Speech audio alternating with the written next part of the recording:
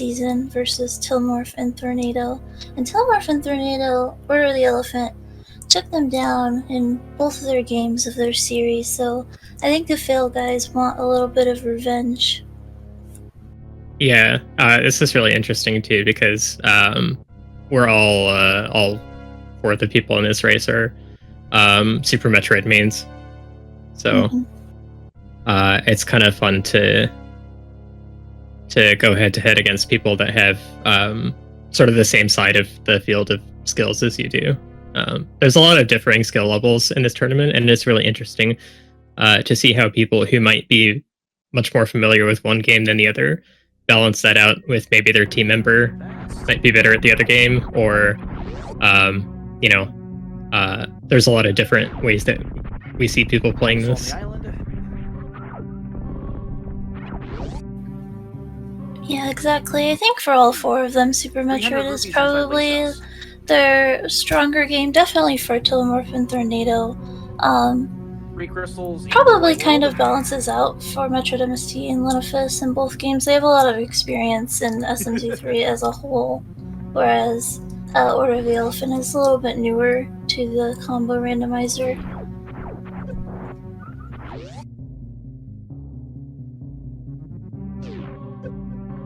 I believe it's tier 2. That should be bloopies. All right, Uncle, what do you got? Sorry, just having to switch over audio. Leno's voice. Alright, Thor finding some bombs on the tree pole there. Tilmorph and MST, they both went down to the Blueburn Star checks, the Morph Ball pedestal on the ceiling. Found nothing good, so they're just going to reset. And probably gonna come on in to CAC with the rest of them.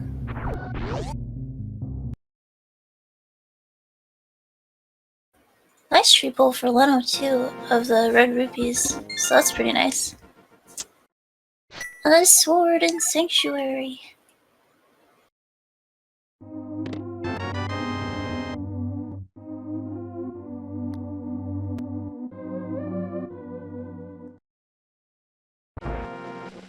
Yeah, I think everyone's gonna want to get the sword. Usually we have people kind of approaching Kakariko from different directions. I guess MST is still going to go from the bottom.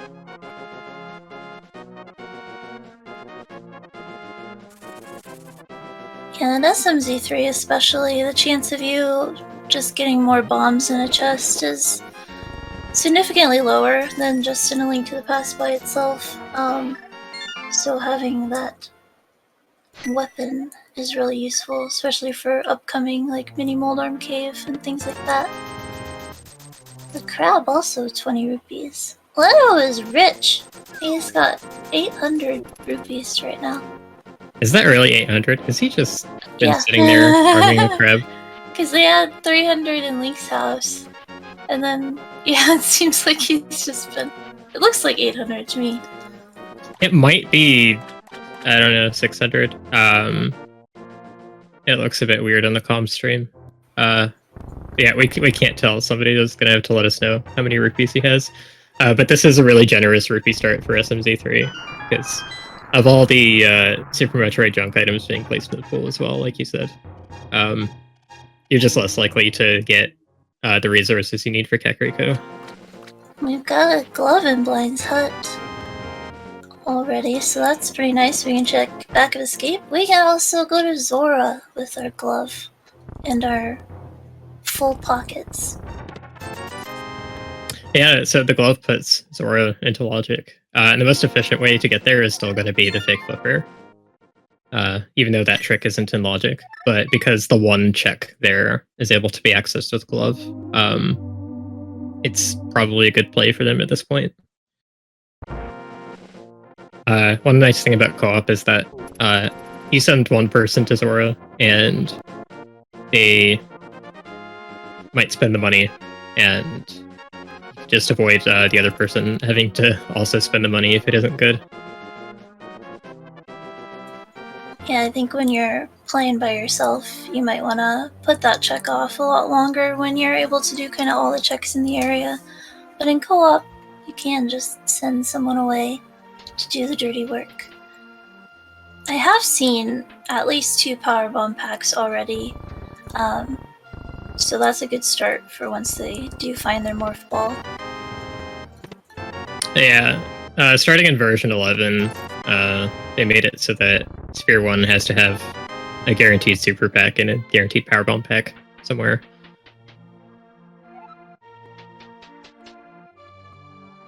Unfortunately, that takes away some of the like really crazy possibilities of like first power bombs being accessed via the back of wreck shit, but that's so unlikely anyways.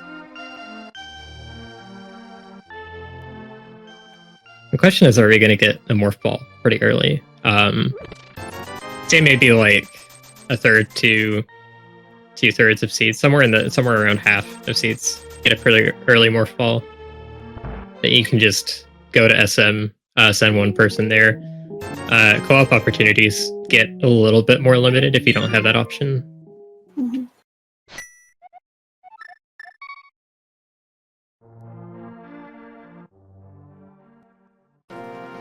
Alright, Tilly and Tornado ready to tackle the rest. Tornado's gonna go over to Saha and maybe to Eastern, it looks like.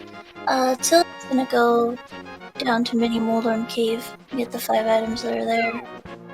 Possibly also Ice Rod Cave. Yeah. Did we hear hook shots in the well? Did we miss that? Moon Pearl is in the back of Escape, along with the key and any tank.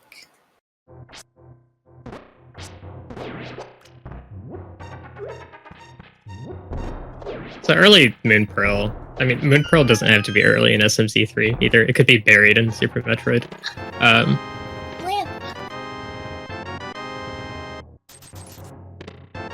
We've got a second glove in Mini Moldorm.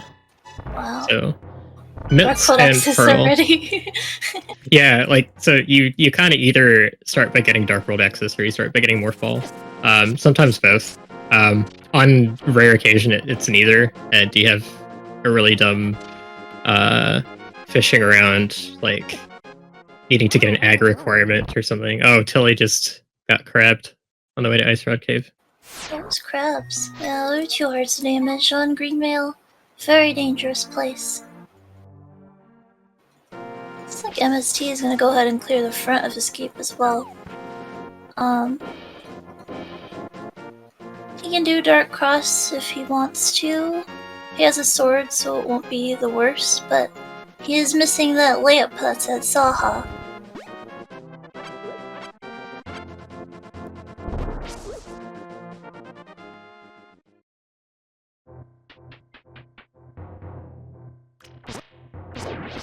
Okay, so we didn't actually see a hook shot in the well. That's still out there somewhere.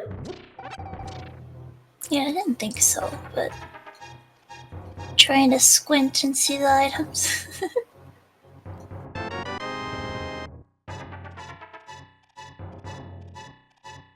But with Lamp in both gloves, we've got Death Mountain available that has the portal to Norfair.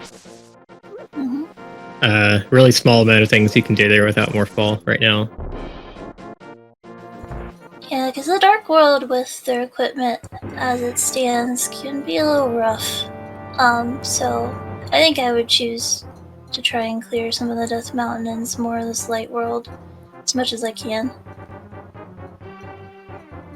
And having that lamp also puts all of Eastern in logic except for the boss. You'll need the bow for that, so don't have to worry about Eastern big key chest being out of logic. Is MST walking out of Escape?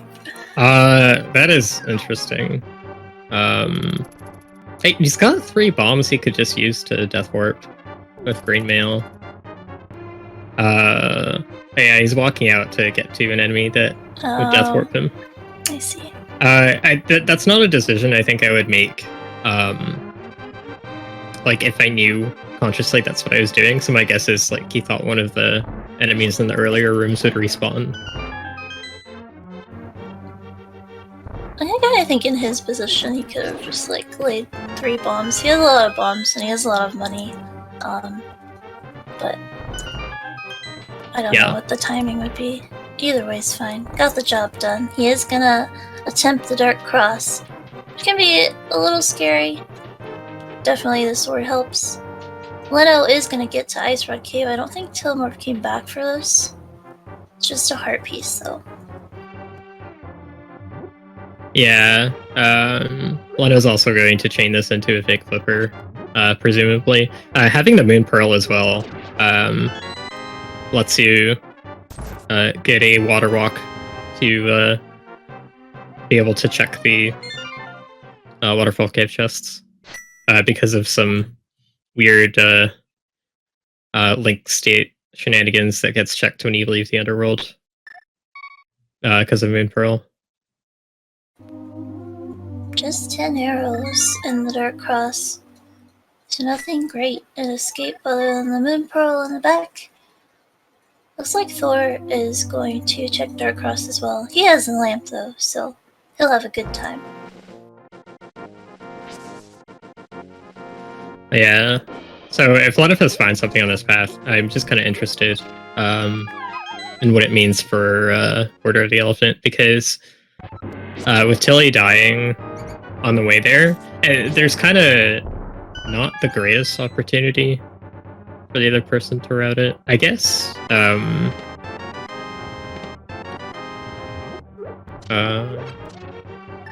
I guess actually Tornado would want to get the glove out of there, so that might be the best opportunity he could cover for it. Yeah, it's either that or you're probably going to want to wait till you have the flute or the boots, which you don't actually know that you are going to get those things.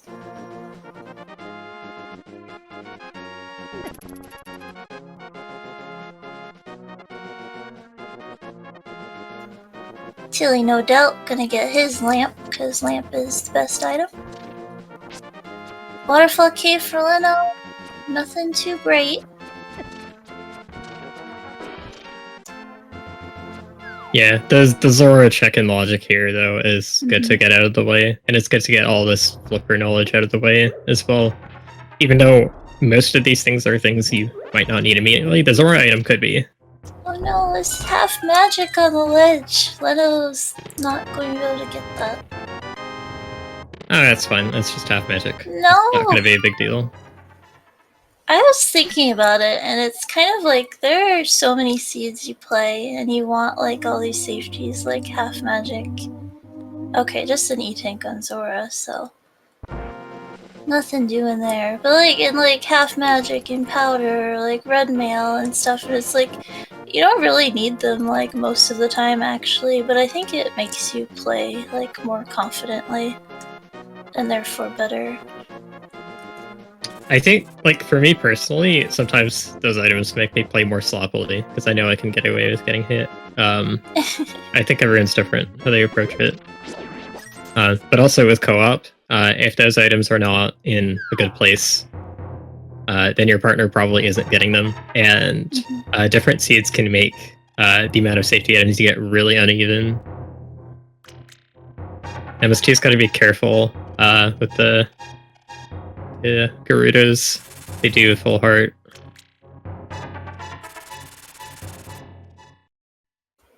Got a map check, pendant mire, pendant thieves town, and a green pendant pop, red crystal on schoolwoods, and swamp.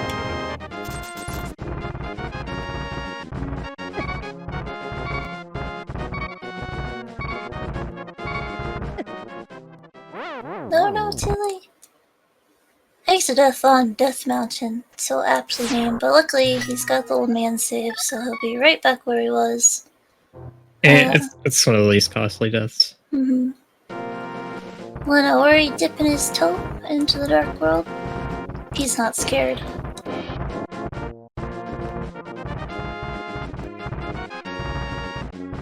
Okay, yeah, Tornado. Tornado's covering for the fake flipper.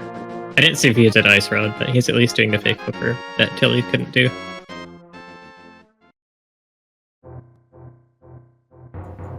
MST about to get the good news.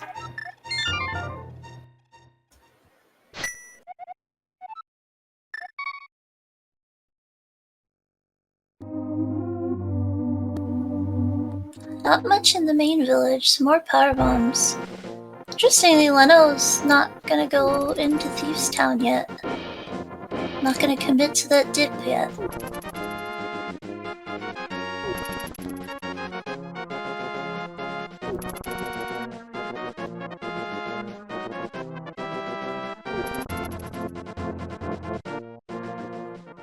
I like the route Leno's taking to Hype Cave. It's a long walk to get there, but it might be required, and it's a pretty dense source of items.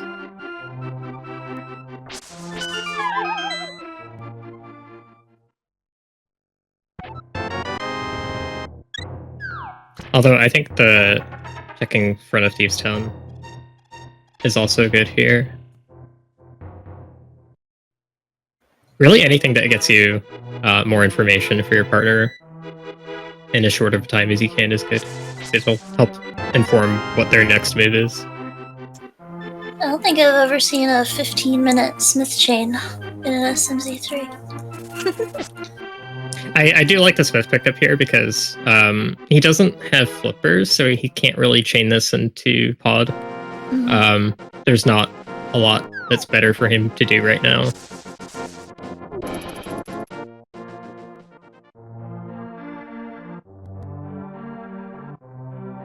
Looks like Tilly's gonna jump into the Dark World.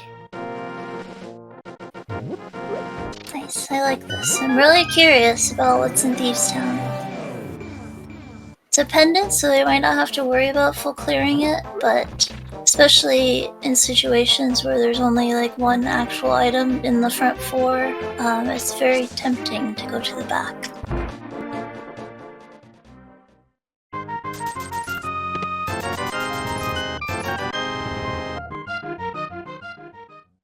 We've got a Quake, and a Blue Boomerang, E-Tank, and an Ether. 2 medallions in Hype Cave.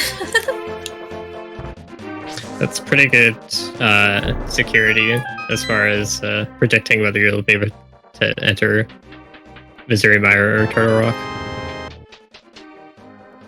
Particularly for Missouri Mire, it's nice to be able to hope you have the medallion ahead of time, because one of the ways of getting to it in SMZ3 is via the Lower Norfair portal. So depends on whether we find a flute or not, whether it's available to be checked the quick way or whether you have to go through Norfair to get to it. And you can't find out what it is beforehand if you have to go that way.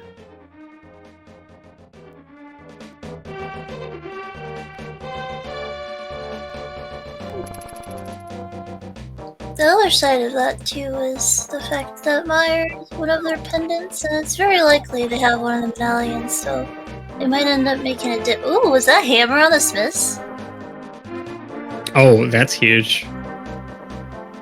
That is really huge.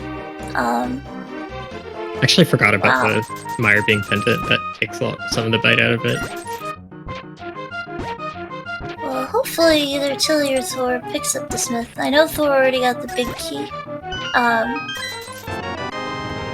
But now Leno and MST have all-around Dark World access. They can get to any side.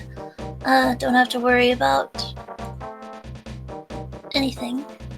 Their routing is going to be nice and clean for the most part. Tilly's doubling back after taking games, so it looks like he's going to find that out too. Gonna get the Smith. Good, good. This is a much easier trigger to pull in co-op, because only one person does it, the other person can just carry on with whatever they're doing. Oh, is Thor actually going to the back? There's only one more item in Thieves Town. There were 3 items in the front. Or some power bombs and a heart. And I think a blue rupee, so... This is kind of a bold play, I think. I think a lot of people getting 3 items is sufficient, and they might put off the last item for a while. So I have kind of a silly question. So if you get hammer on Smiths, what do you think about just leaving the purple chest until it might end up more convenient later? Because if you're both getting hammer, then you both have equal opportunity to get it at some point. think it would make sense to leave it. As long as you have kind of a plan for an alternative of what you're gonna do.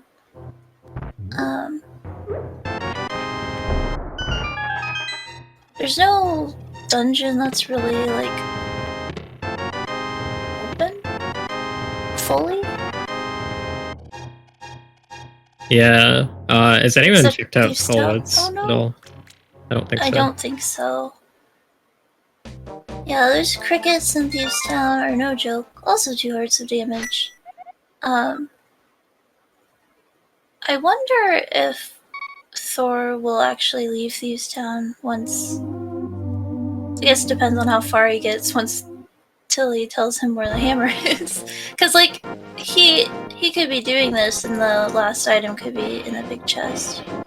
Yeah. He might also, like, end up finding the 4th item and obviously would be ruling out that it's in a big chest. So it depends. It's really crazy how in co-op, like normally when you're playing solo, and you make certain decisions that funnel you into somewhere, you're kind of committing to that decision no matter what, because you only have an opportunity to gain new information when you're getting the item locations there. But in co-op, you can get new information at literally any point, and it can change what you decide to do. So that's why I like if you have the option to rush a denser item location, even if maybe it's a bit slower or less efficient to get it. If you get it earlier, you have a higher chance of like better influencing what your partner does. Oh, Thor's dying again in Thieves' Town. I didn't see where the first death was. Might have been the room before this. Same exact spot.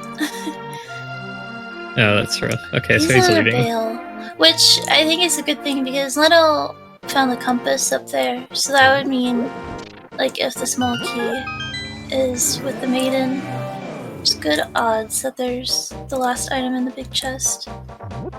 Unless he's gonna dip Skullwoods now. Yeah, last item could also be on blind and actually, yeah. So if the key is at the maiden cell, then none of the, so basically that means the key is not hammerlocked if it's there. Actually, I didn't see if it was there. It was the heart piece, so that was the last item. Leno's gonna go ahead and finish. Yeah. Was it not the last item? I think it was. He has both map and compass, so I must have seen the compass and thought it was a blue rupee. So there is an item on blind.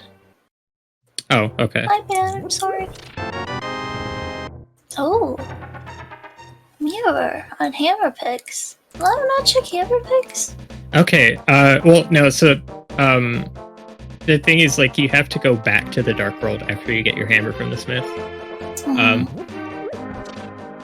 And mirror and hammer pegs is like, I don't know, that's pretty big because part of me, like I was asking you earlier, I wasn't fully sold on going and checking purple chest right away because might be a better chance to do it later. But actually, there's really not much else open, so yeah, I guess you're probably priced into doing this now. I'm not used to so little being open in an SMZ3 seat 20 minutes in. It's like they have some huge items, but yeah, nothing really open still. So Leno is going to hammer pigs now, so.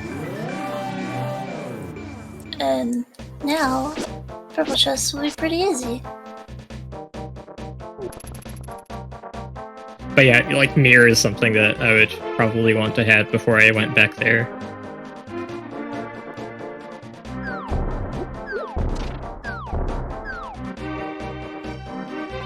I guess it's not too bad actually because you've already done the worst part of the chain, which is grabbing the smith and saving and quitting and taking him back there.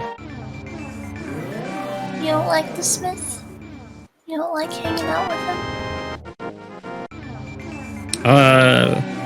No, I'm pretty busy during these. Don't have a lot of time. Some supers on the purple chest. Man, what do? They good? Go to Bolus Pod. It's pendant. Might not have to worry about clearing it. Could go to Pyramid, Catfish, all that good stuff. They could go to Norfair. Did you mention East Death Mountain? No. Okay. Well, that's an option too, with Mirror and Hammer.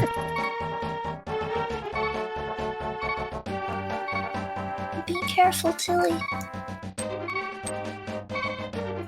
He's fine. He's used up his deaths already. It's not gonna happen again. Thor's back at it in Thieves Town.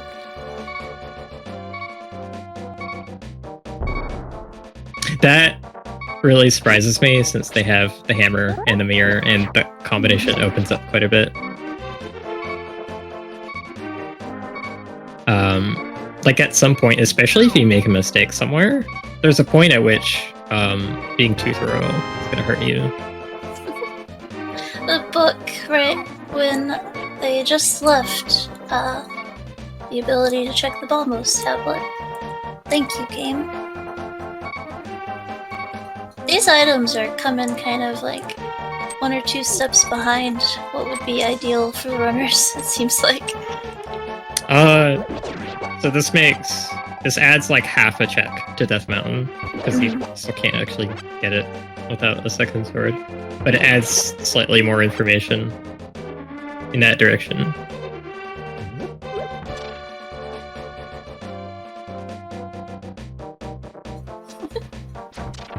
Leno mirroring when he had Kiki attached to him. Kiki doesn't like that. She yells at you if you do that.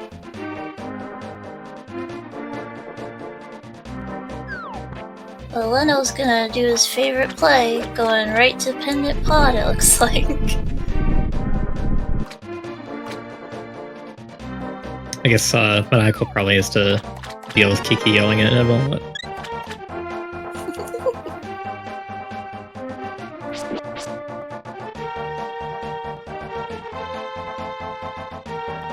So, Catfish. Catfish, I think, was nothing. I guess Telemorph is doubling back to Pod. Can't cross the river from here without Hookshot. I wonder if this is one of those scenarios where they got so much in such a small stretch of time that they're just completely blocking out what it opens. That being the entirety of East Death Mountain. Even most of Dark Death Mountain. Oh yeah, that's true, because they have the mitts, so Yeah. they can just jump in the portal there as well. When you get weird combinations of items like this, like in an order you don't usually see in Seeds, sometimes you need to kind of space on the options that are available. Yeah, this scene is kind of interesting. Though, taking a death to blind, at least though blind is there in the room and pretty quick to get to, I think he can leave now without feeling too guilty and just maybe come back when he's got a few more hearts. Oh, Tilly! Tilly getting jumped on by that Ropa. I think he tried to hammer it, but the hammer hitbox upward is really bad compared to the other directions. I think slashing your sword at Ropas, even if it's not going to kill them, is a pretty good strat.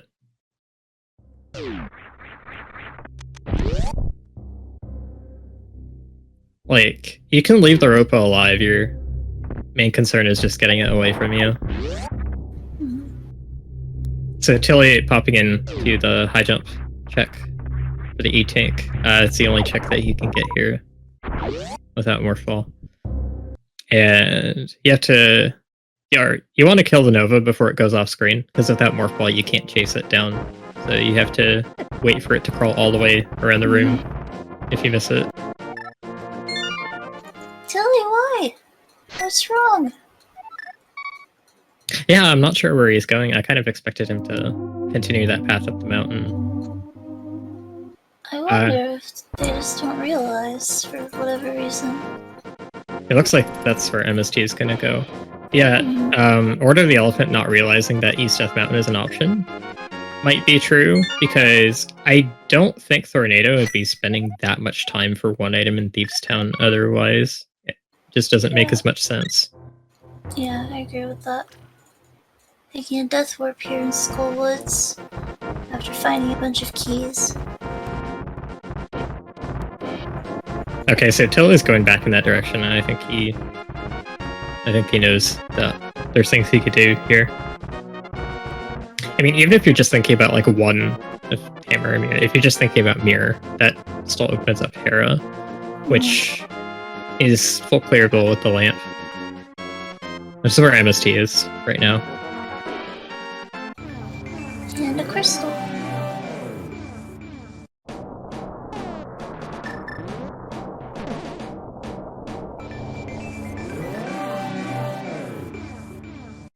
Big key right in front. I already have one item. So hopefully the last item's not in the basement.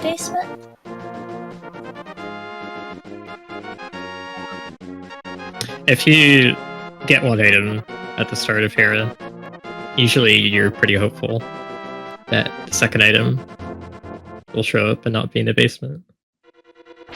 But sometimes it can still screw you. In co-op, though, in this situation, you just do it.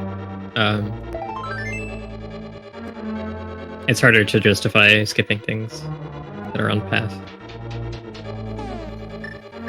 Skull Woods really stringing Thor along with the vanilla big key, so he's gotta come back to bomb jump to the big chest. MST, meanwhile, not bomb jumping to the big chest in Hera. It's quite a bit riskier, since if you mess it up, you fall 2 floors. And he's hammering the pot to get it out of the way, which is slower.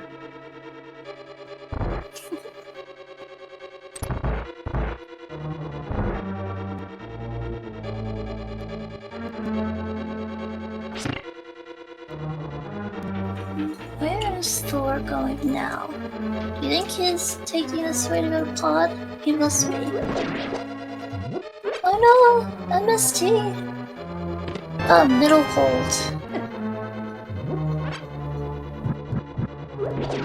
Did we see any pod from... Oh yeah, so Tilly was on his way to pod and died. So I guess Tornado is doing this now. I don't think Leno found anything in his trip to pod. Oh, Leno went there. I didn't catch that.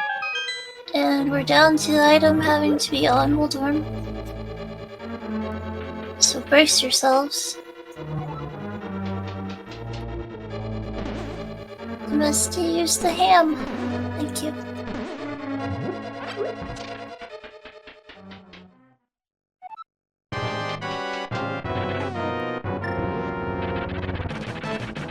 I think he was kind of trying to hold his sword out to protect himself from getting bounced.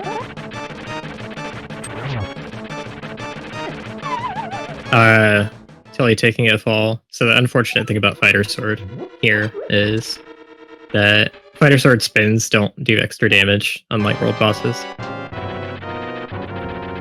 Yeah, so the 6 hits.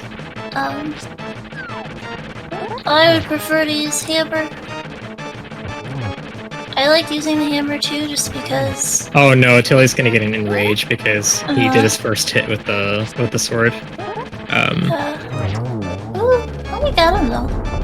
It's nicely cleaned up. Did Gina have something good? Because Leno went to it as well, even though MSC already did it. I don't remember it having something good. He might have assumed MST didn't come here and is just going here for desert.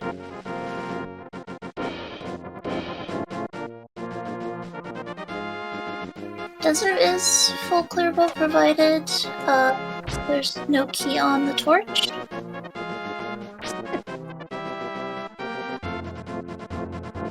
It's good that Nokia's in the torch, because if it were any other cell phone manufacturer, it'd probably break when you bonked it off.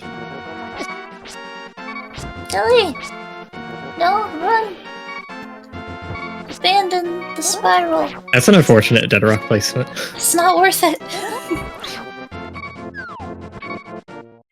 Oh, fun fact, you can use Quake to get the bonk prize out of those rocks so you can get the fairy. Boomerang will not work on a Moltorn. Don't do it.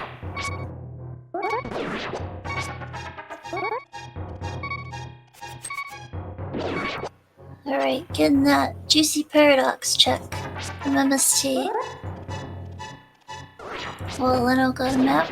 There's Morph. Morph and Little Paradox. Yep.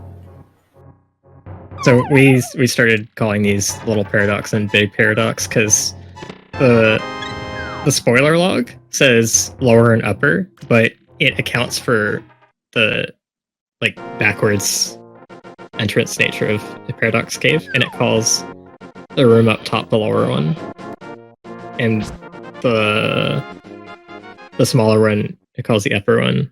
So it's really confusing if you say upper or lower. Just a Morph Ball. Also got the blue cane out of it, which is nice sometimes. But yeah, no real utility items for Super Metroid. It's just gonna be you, your Morph Ball, and your ammo. That's all you get. Yeah, usually when your Morph Ball stalls this late, you get a Super Metroid and you have some movement items and maybe some suits. Generally have a pretty safe time and can move fast everywhere. But the seed's really holding out, and it's not gotten really comfortable items for Link to the Past either.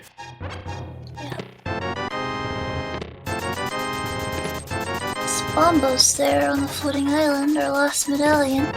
Oh, and that's gettable right now with her equipment, so it doesn't really matter as much what the medallion dungeons are anymore. We're gonna see a Turtle Rock opened. Well, we're gonna see what the medallion is from MST. It's Bombos. It was Bombos just because I said that he was gonna open it, and it had to make me wrong. Almost convenient Bombos. This is kind of a feels bad trip into Hookshot Cave just to get the floating island items from the back. With no baits and no hookshot, and you can't open any of these chests. Telemarp's going Dark Death Mountain from the bottom, so he's going to climb Super Bunny Cave. So actually, he could use the mirror to mirror delete the blocks that are in his way. It might just be... It's probably just a knowledge gap, but these teams are all SM mains, but MST and Leno have quite a bit of SMZ3 experience. In addition to that, Tornado has some Link to the Past Lido experience. Tilly, I haven't really seen play the Link to the Past Rando at all. So, Nobody's done some recently. But yeah, I would say definitely the newest of any of them. MST into Super Metroid. it's Trying to get these tricky gauntlet wall jumps.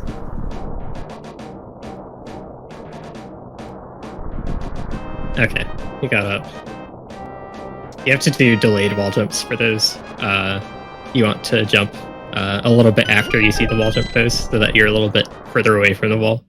And also preferably lower. That helps with not hitting your head on the next bump. 25 max power bombs already. I mean, that part of it is good. What's really awful is going into Super Metroid and having 5 max power bombs and being expected to get all of the checks in Brinstar with just those. Huh. I wonder where Ice Beam came from. I missed it. Was it on Moldor? Perhaps? Does everyone have Ice Beam and we just don't know about it?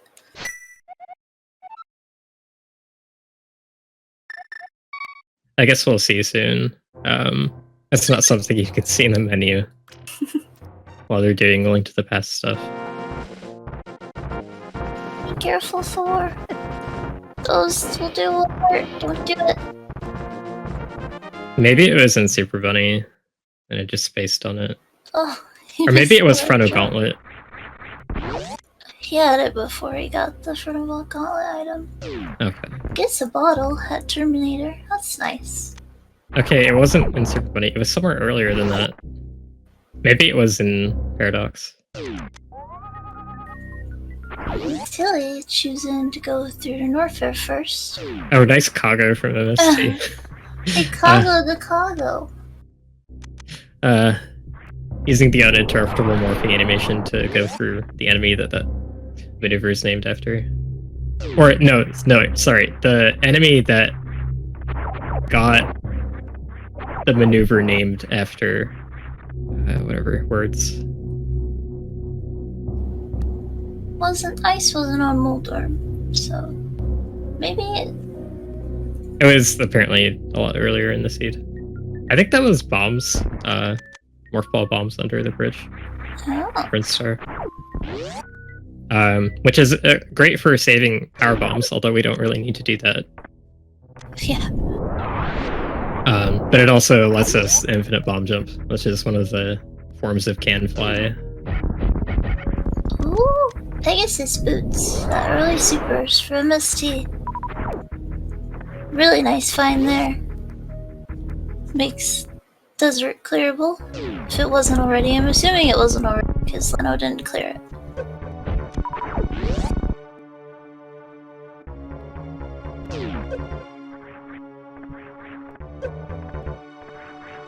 It is pretty huge. I don't doubt, though, that Thor and Tilly will find those probably before they go back into Link to the Past anyway at some point. So, oh, hook shot.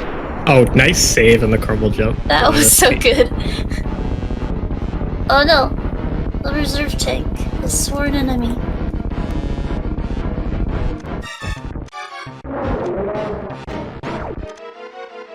Yeah, he has issues with those. Tilly getting a backup great quick kill. Didn't get it on the first mouth open, but was careful and got it the second time.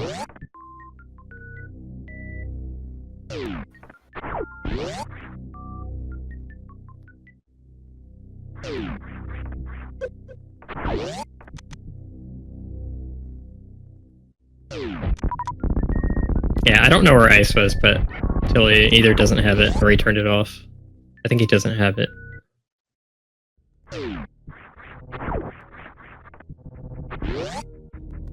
A hookshot opens hookshot cave, which feels silly because they were just there. And it's unavoidable to take that trip because Morph is also there.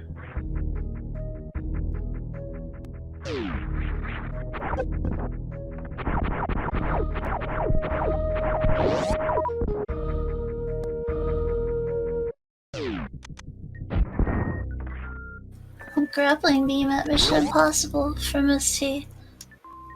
I haven't seen that there a lot lately. It's an item.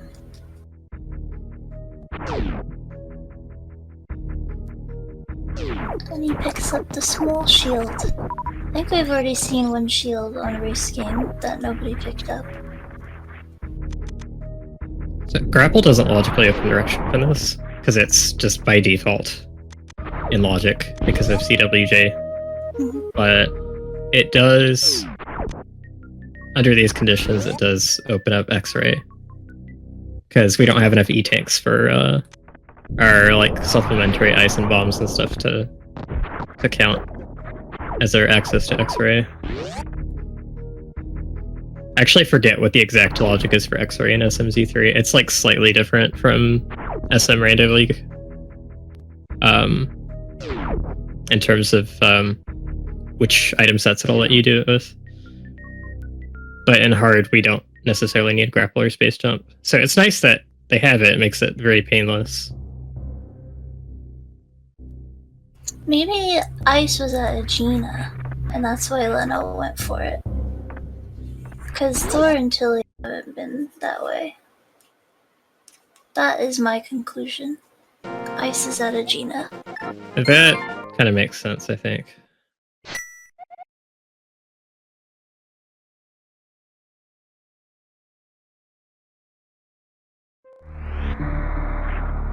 Yeah, okay, so that was not like a mental lapse. It was, it just wasn't the runner's mental lapse. They just need to slow down. Stop checking items for a second. Only one person can check items at a time. Is Tilly going to make a wreck ship play, or is he going to route down Red Tower? That would be pretty bold. He might at least just check this moat item, because you kind of feel silly if it's something good and you leave it there for a really long time. Yeah, just checking that one out. MST gonna clean up Blueprint all the checks that he wasn't able to see. Okay, he's just peeking at the boat. That is one option. If you don't want to run the risk of spending a lot of time failing various methods of crossing the moat, you can leave it until later. It's very rare for CWJ to be hard required in an SMZ3 seed, just because there's so many different items that could show up to let you get around it. Like that? Like the gravity suit? Oh, is that in Blueprint Star? Yep, behind the wall there, and Tilly finding Master Sword at Beta PBs. I have seen Gravity Suit there a lot too lately as well. Squint. This actually looks suspiciously like a suit that we played. Well, on MST can clear Meridia, technically. Oh, Speed Booster! That would be better for clearing Meridia. Speed Booster at behind Alpha PBs for Tilmorph. Okay, so now we're getting some stuff open.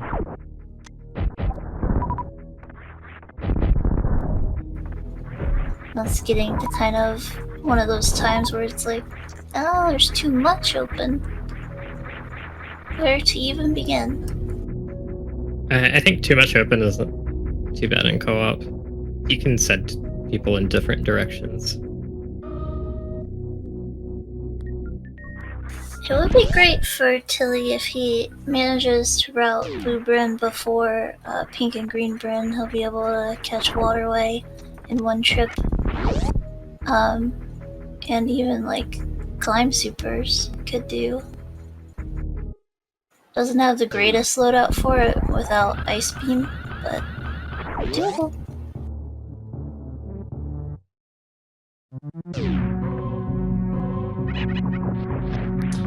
This health isn't going to be very good for it. Yeah, no. He's going back into Link to the Past. So we've got boots checks available as well. Actually, does he have the boots? Boots for... Oh no, boots for Brinstar. He didn't go that way yet, yeah. Have either of them gone that way yet? Nope. Okay, I'm just thinking of PhailGuys' side. Because PhailGuys are a few minutes ahead. Because they routed their Link to the Past better, so... I guess Order of the Elephant hasn't done Brinstar yet. MST is gonna show us what's at Climb Supers. And he got his screw attack at Old Mother Brain. Just 20 rupees. So no harm in not finding speed yet. Leno getting the knowledge of the Master Sword and the Speed Booster at the top of Red Tower. Thor about to grab his. Yeah, it's really powerful to just be able to do that check right away when you have just found out that your partner got Speed Booster, even if you don't have it. There's a lot of times in solo where it's like, is it really worth the time to go peek that right now? And Powerbomb count can factor into it too, where it's just like, you don't know if speed is ever going to show up outside of GT if you don't have it, usually. But in this case, like, it's on the table. That'd be kind of a rather aggressive play, I think, to like go straight for Bombo's tablet upon getting a Master Sword. I think I'm noticing kind of a trend of Tilly and Tornado kind of really feeling bad about things that they've orphaned and trying to go right back to them. And it is confirmed that was Ice Beam and Aegina. So that might be kind of why Thor is going like back into Thieves Town so many times. And they know they left Bombo's tablet because of where the mirror was situated. And then the book on Pyramid Ledge. So I don't know, it's unfortunate because he's gonna go in the desert without the boots and he's not gonna be able to clear it. Yeah, I think this is something that you have to learn over time, doing a bunch of Link to the Past rando seeds, is that most of the time, trying to fix a mistake where you orphan something, especially when a lot of other stuff is opened up, you'd kind of have to just let it go. Hope that it doesn't bite you. Maybe you get better items that make it better for you to return to that spot, but just tactically, there's a lot of strategy to learn on the Zelda side of this randomizer. Yeah, I think it's like a good thought because he's here and he does the Bombo's tablet and he's able to route in desert, and you know it theoretically would be a crystal that he could do. It's just that the missing component of not having the boots is kind of critical here. It's also good knowledge whether it's needed or not, so it's not entirely bad that he's doing this. Well, actually, it is going to turn out to be bad just because Tornado is probably going to find boots before too long. But like in kind of a vacuum, conceptually, it's not bad for him to do this. He's just going to get punished for it really soon.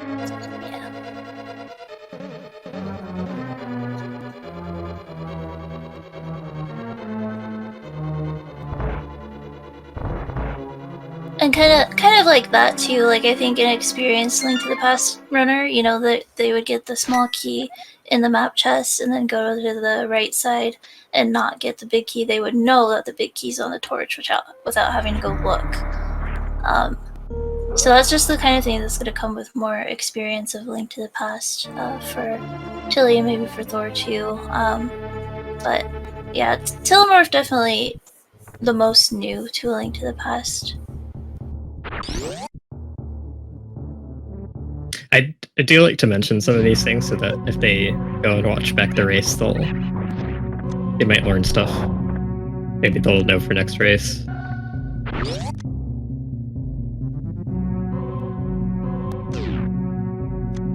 Yeah, definitely, like, every time you play, new things sink in, and become kind of permanent in your memory after a while, and then pretty soon you'll know a lot of things.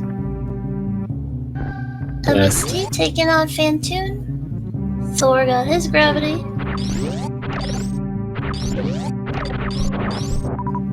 Looks like Tilly's going right for it too.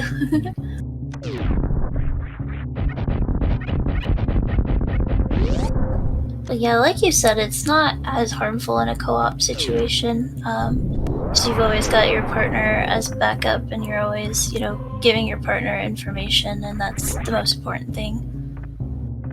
Screw attack. Thor would probably like that at this moment. Getting a little scary with side hoppers.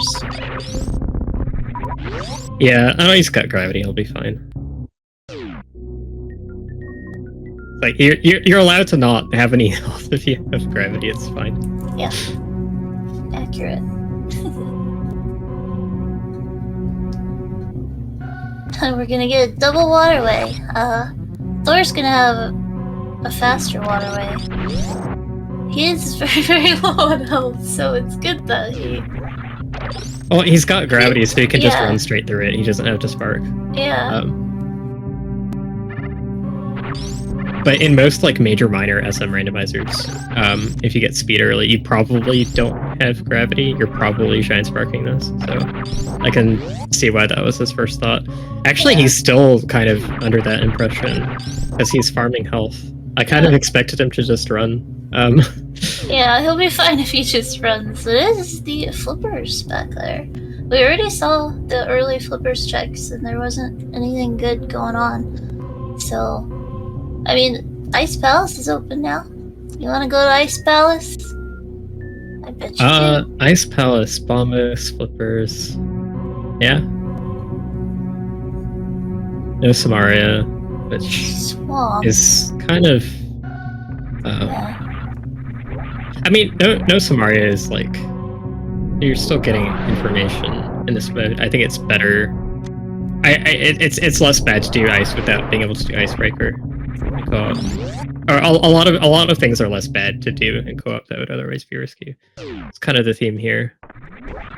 One of the things that you want to make sure of is that like you're not both using each other as a crutch all the time, because that's how you just like objectively fall behind. And it's easy to do that because you can end up under the illusion that you're just kind of checking things that that are like valuable anyways, or that the time you lose doesn't matter because your partner's doing stuff and making progress. But if you're both doing that, then it hurts you. Yeah, and Tilly's got a bit of a boss advantage over Thor. I think Tilly completed Hera. Yeah, he did. She's got Hera and Kraid. I want to say Thor did do Kraid, but hasn't done any crystals. But I could be wrong.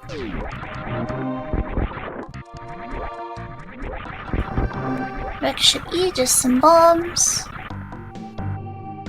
Yeah, chat was mentioning about not really liking MST's decision to go to Wreck Ship without grabbing speed from Red Tower in the lane. And I kind of personally don't like it either, but I can kind of see it both ways. Like in co-op, you have some insulation from like, you know, if you can still see what's at Wreck Ship Reserve, and if it's nothing, then you're fine. If it is something, then I guess you do lose time, but your partner has to come up here anyways, so only one of you is really losing time. But also having speed here quite literally speeds things up. Especially, I think he's going to have trouble getting the Sky Missile check done. Yep, he'll have to do it a slow way. Ride the trippers. You can freeze the trippers, and I guess for some people that helps them wall jump off them, and I just ride them and jump up from the second one. He's got bombs, so he can bomb jump to it, which is often a better option. Yeah. But it's still pretty slow. Bad if you make a mistake. Yeah, and I can totally see like MST having like stepped foot into the wreck ship and been like, oh, it would have been smart of me to get speed. Like, I'm sure he's fully aware that it's somewhat of a mistake coming in here without the speed. Yeah, I don't know. Like, some people, like, it's not always easy to tell what people would consider mistakes and what people wouldn't. So you might actually weigh something and just be wrong about it.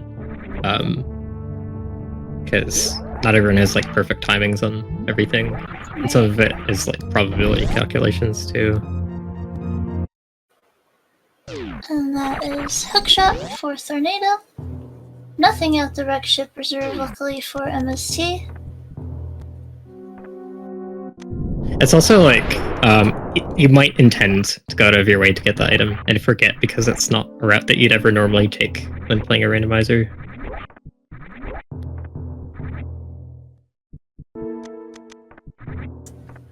We've got the X-ray check at Aleno, and it is the spring ball. Another movement option. Moderately helpful in certain situations. Oh, Tilly almost got the speedball into Fantoon, showing off SM experience.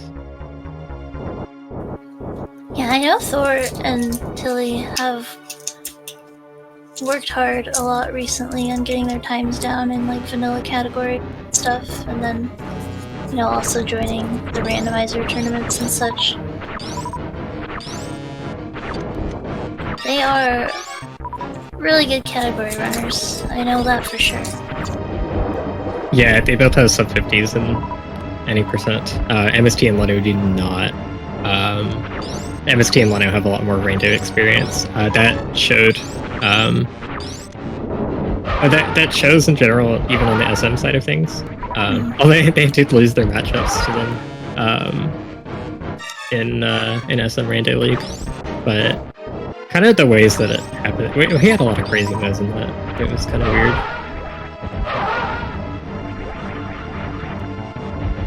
I would have considered those results kind of an upset, but in general, they do have more experience on the left side for randomizer, and that comes into play in lots of situations.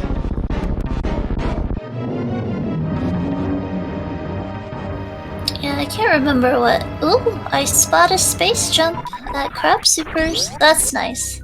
That's much better than bomb jumping. Can't remember what the category exactly was for the Rando League in their matchup, but wonder if that had something to do with it. Was it Route Rando? I kind of want to say it was. Which, Route Rando was difficult. Yeah, that one was also co-op, so that was interesting. Another bottle and some supers. Mama Turtle. It's actually kind of funny because I was kind of rooting for both of these teams to either both lose or win their first match, so they get the rematch here.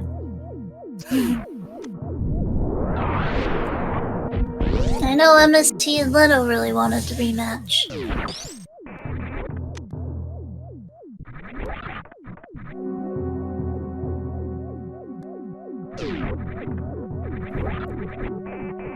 Space jump for Leno. The Super Metroid best item, the counterpart to the lamp in A Link to the Past. Just gets you everywhere, you know? Alright, Thor going right for the Pegasus boots checks. Can do Kings 2 from the Light Worlds if he wanted to. Gonna check out Bonk Rocks first. Leno fighting Tempered.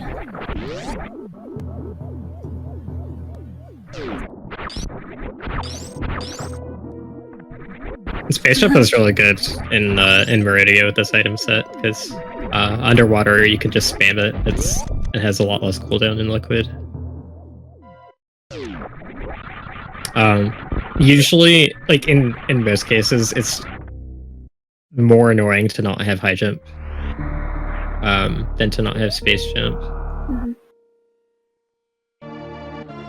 But here's a big exception. Lower Norfair is kind of an exception too for certain rooms.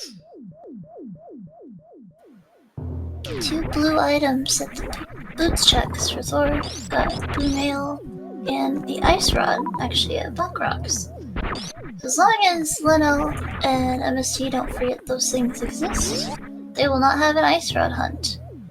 Jorvak is a crystal today, so...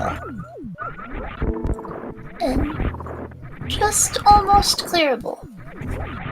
Need a couple more things.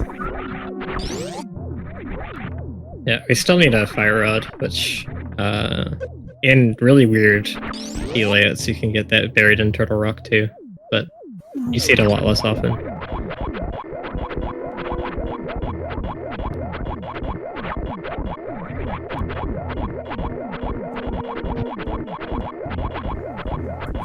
Nice twin fight there from Boniface. There's a pretty decent number of supers, I think. Hard for me to tell. Looks like 12. Plenty of supers. Speed booster for Dragon. Oh, grapple. Grapple kill. It's pretty free. He's farming. Yeah, I'm not really sure I why wouldn't he's even farming. farm. Yeah. Sometimes though, I mean, you're in the heat of a race, kind of trying to think about a million things at once. He probably kind of just realized. It gives you extra time to think, I suppose, as well. Space Jump's really nice for Coliseum. Yeah. For Leno crossing over to Dragon. We're getting that hookshot cave chuck. I don't know if we've seen this yet. Silvers for Tornado. Careful! Oh no! Oh, he just walked off because, like, he was. Sometimes, like, when you kill the barriers here and you don't expect them, or like sometimes you hookshot and it picks up a drop instead of taking you over to the chest. The thing that you're expecting to happen doesn't happen, and you end up walking off a ledge because you think you're gonna get onto the other platform and you don't.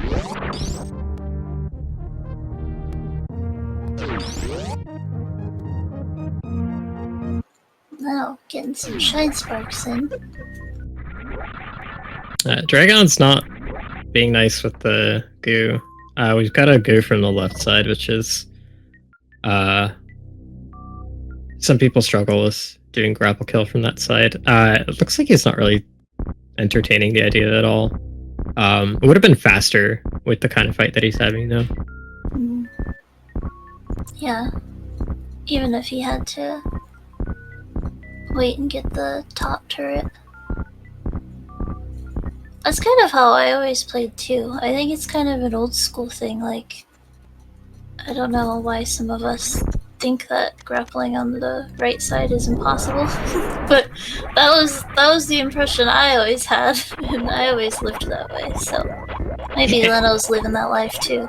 It's pretty easy, actually, if you just have to do it differently. Like, you want to get all the way in the right corner and crouch, and the spot that you grapple from just intuitively doesn't look like you're going to be able to do it, but it does work. King of Samaria behind Dragon. Wow. So what kinds of things are we looking for still? Various suit? Possibly charge beam? Bow and firearm? Is that it? Yeah, I think charge beam might be skippable this seed. The ammo's not too bad so far. Actually, I think that might be 25 max supers for Lunifus. Yeah. That'd be bad That for would him, be. I guess. Like, sometimes your ammo counts can get uneven depending on who goes where, so maybe Yeah, MST has 40. like 55-40 is it'd be bad for SM only, but in SMZ3 you're gonna involuntarily pick up a lot of regular missiles in Zelda. So if your missile count goes way up, you need a lot fewer supers than you're used to for just SM. And there's the bow. 1 down. Wow. And Varia. 2 down. Wow. Wow, double aqueduct.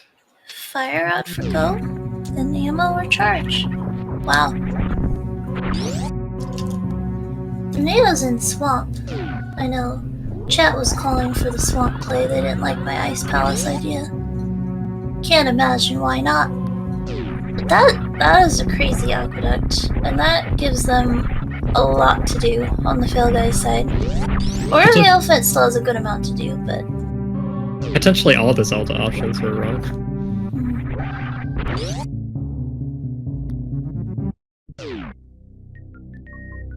That's the other weird thing about matchups in this too, is you can have some seeds that are really SM heavy or Zelda heavy. They can benefit one side a lot more than the other. It doesn't just depend on how many items are in each game, but which game you get stranded with low safety equipment for. well, going for the Shackle play. Which I find kind of interesting. I don't know.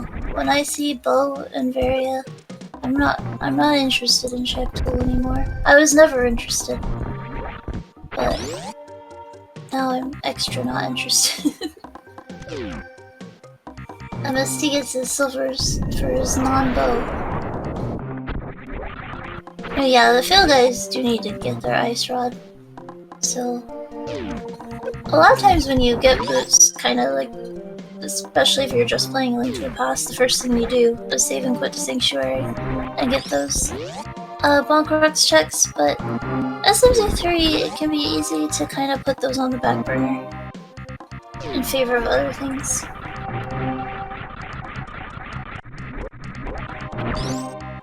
I think with still needing Ice Rod, Linda's wanting to be more thorough.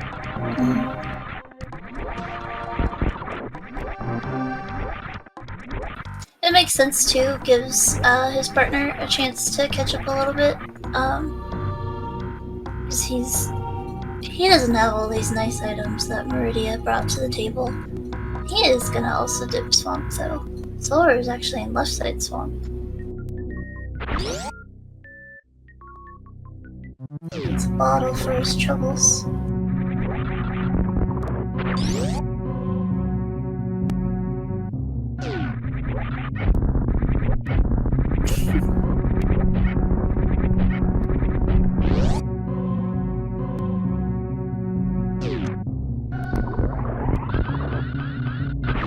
Yeah, so he's doing Plasma now as well. Jack Plasma is like the ultimate Meridia time sink, but if your partner's got catching up to do, yeah, that's fine.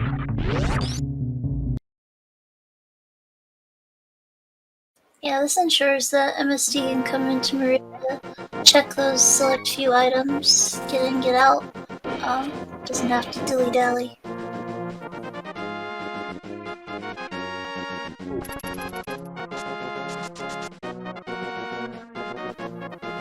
What is Tilly planning on doing? Is he going to Ice Palace? Yeah, this looks like Ice Palace. Oh, maybe not. Never mind. Is it Just kidding. Swamp? It's desert, I think. Oh. We saw Bombos have... Oh yeah, no, never mind. Oh yeah, it's desert. This is... So this is the thing that, like, if you've got other options, like Tornado's doing Swamp, but if you've got other options like Ice Palace, it's kind of... It's good to do a dungeon that isn't going to be significantly faster to get to later with better items. Like if Flute shows up, they don't know if Flute's going to show up or not. Flute could get them to desert faster. They could find Varia. We know where that is, but they could find Varia and end up here through Lower Norfair and be able to mirror to desert to clean it up. So this is kind of just one of those like there's some kind of less experienced plays in terms of just like directly following the last item you got, and not considering all the options that are on the table. But it's something that you have to learn. I think it's also following kind of fire out of the desert big chest. You can though. also just like find a good item in a Yeah. place that is, I'd say, slightly disadvantaged to go to in this scenario. Well, I would say, like, seems like maybe it's a telemorph thing, maybe it's kind of his style, but I think he likes kind of finishing what he started, kind of thing. Possibly not comfortable with the prospect of Ice Palace yet, just on Green Mail and Master Sword, and didn't have the Fire Rod until now. That kind of thing, and that's certainly possible. No Cane. I wouldn't want to go either. Yeah, it's also true. But then you kind of think that would mean he would probably try to spend more time in Super Metroid, so it's kind of interesting how he's really kind of taking initiative here and getting some of this Link to the Past done while he can. Yeah, they both have Meridia. I'm surprised that neither of them has gone in there. Because you'd think that they as a team would feel like they're better off if like good Zelda items are in Meridia.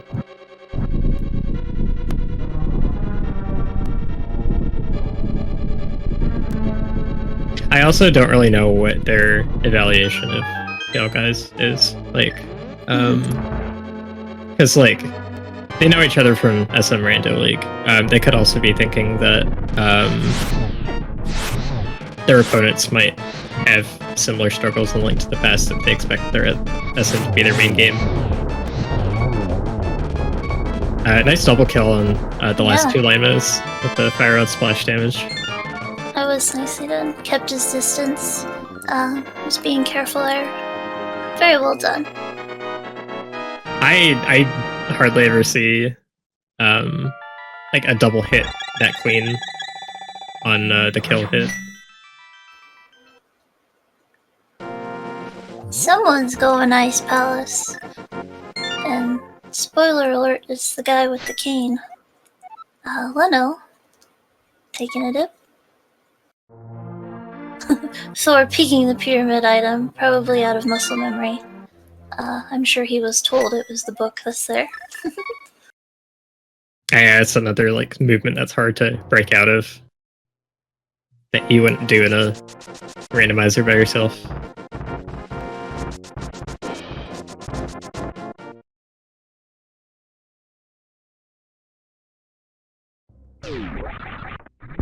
This looks like this will be the Meridia play after Ice Beam.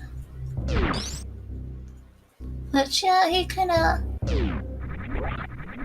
doesn't necessarily need to save before doing it, but maybe doesn't like the amount of energy he had without a save.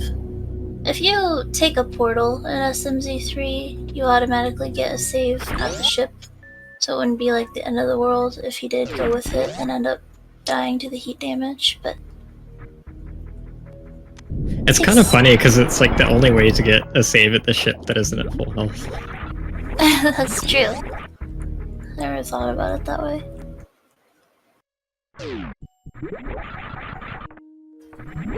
Leno did get the big key in the first chest of Ice Palace, so doesn't need to worry about hitting the switch before doing Icebreaker. I know he was practicing this a little bit before the match started.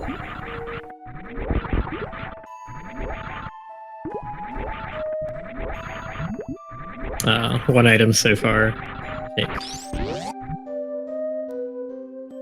Icebreaker saves so much time on a full clear, especially if the 3 items are concentrated on this side.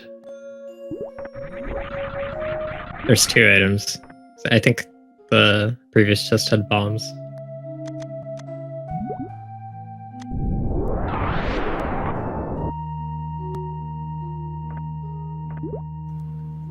Thor clear in Desert 2. He can just grab the big key off the torch and go to the big chest in the back. Doesn't need to worry about the right side. Where did Leno find Temperate again?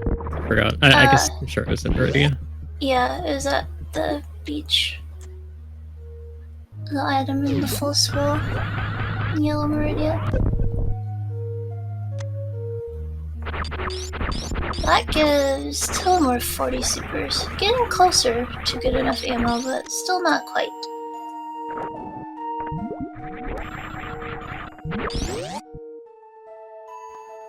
Compass in the big chest. Sounds like Leno's gonna have to go around. Yeah, there are ways you can get around having to do this loop. Like, if you don't go to big chest right away, you can bomb jump over the hole in the freezer room and do iced tea backwards. But having found 2 items, it's also kind of a reasonable risk to just jump down and try and score your 3rd item from the big chest, and then not have to worry about that loop at all.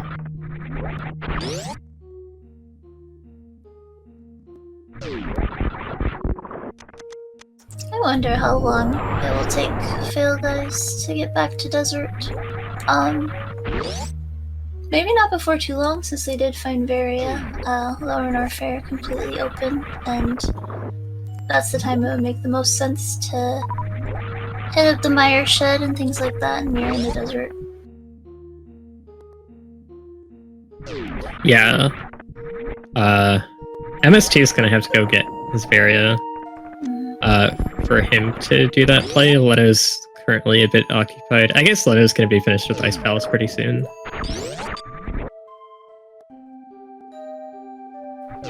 It's also possible, like, PhailGuys waste kind of a lot of time checking things in, like, Upper Norfair.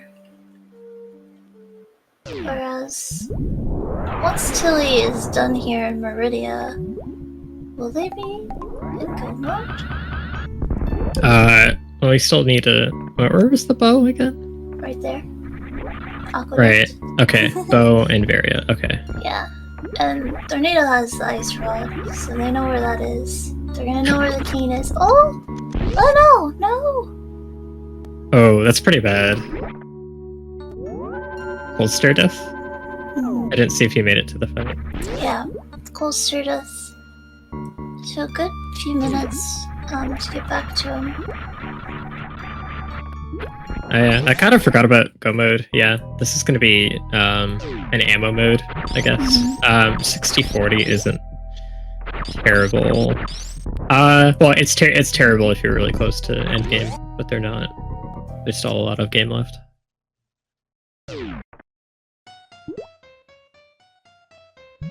But I'm not sure how much ammo Tornado has, and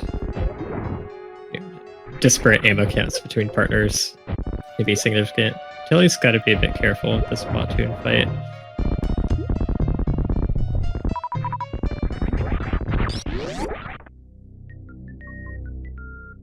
The Batoon just does 30 a hit, but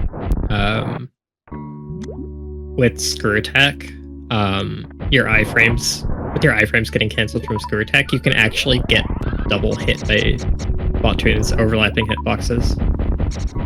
Well, Leno is back in ice without any magic, so he's actually taking the bomb jump route. That's... I feel like, I mean, I guess he hasn't found the third item in Ice Palace. But I kind of feel like he would want to leave this and go do something else. Yeah. Especially going right back in after you're low on magic. Like even like the vanilla speedrun, if you die in Ice Palace, you're too low on magic. A lot of people will just leave and they'll finish Swamp instead. Won't get the magic refill, just because it's so annoying to have to deal with this. I guess with Bombos, it's not too bad. If you're using Bombos for your Cold Stare kill.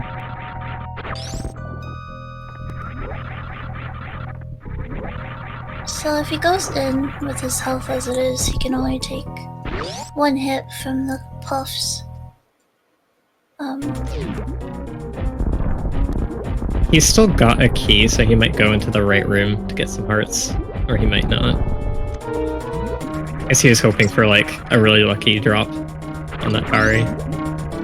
Gonna see 2 spooky fights. I guess 3 if you consider Dragon spooky, but I think Tilly's pretty comfortable.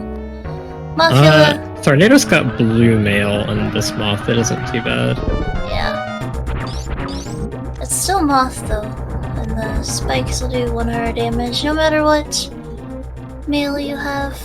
But the Orchids do it really nicely. And Leno, for the most part, keeping Cold Stare in the corner. Probably just has one more slasher spin on the other buffs. We'll see.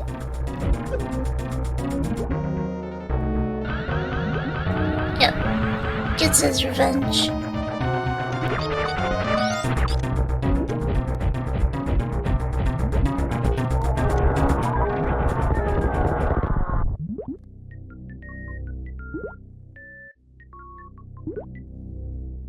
So Tilly getting Dragon down is gonna get...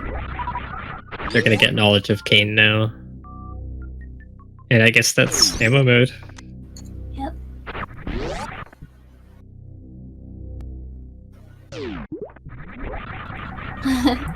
Thor saving and quitting. I think he was just about to go to Ice Palace. Yeah.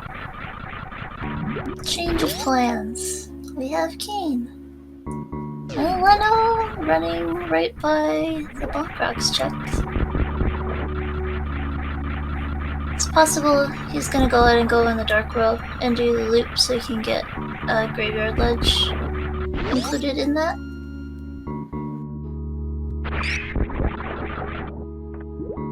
Which is kind of the better play overall.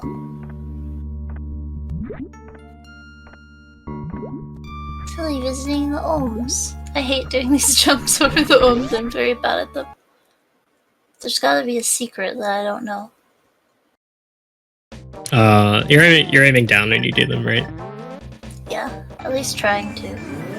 Yeah, you want to get like the fullest jump that you can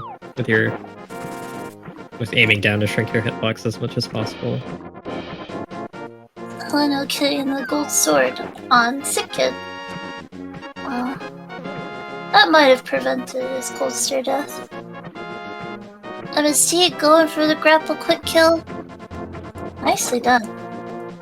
Okay, I'm glad we actually got to see it from somebody in this match, because I feel like somebody else should have done it. And Leno, gonna locate the ice rod itself. No harm there. Definitely think kind of their more experience in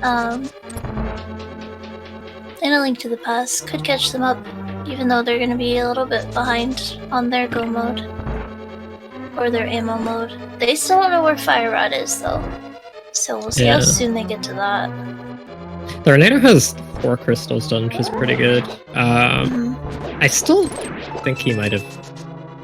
I still think he has grade done, I'm not entirely sure.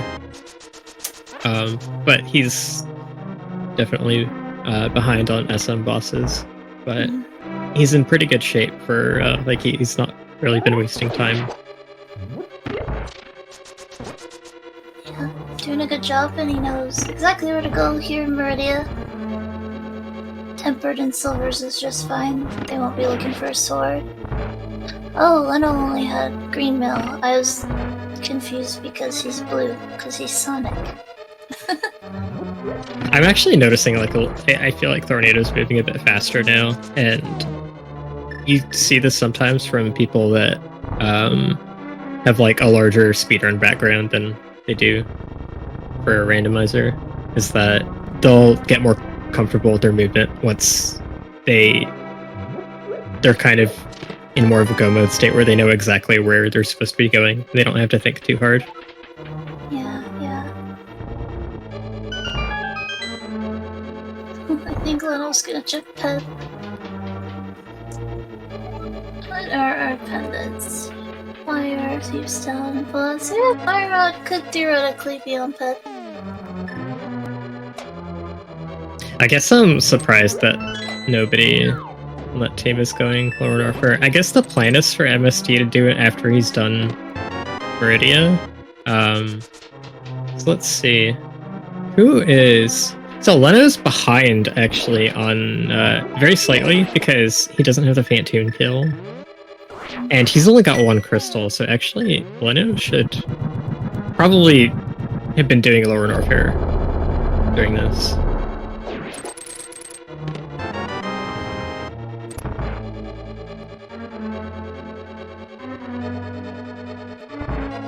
I guess he's gonna at least look at Upper Norfair right now. I'm not sure how much of Upper Norfair he's gonna do. He might kind of do the traditional, like, Super Metroid randomizer Norfair route, where you go through here, but you leave most of the Bubble Mountain checks for after Lower Norfair. Actually, I'd probably still do them before, just because they're faster as far as information goes. Does Leno only have 4 out of his max supers? I think in that case you do check Upper Norfair. Oh yeah, you're right. I guess he has...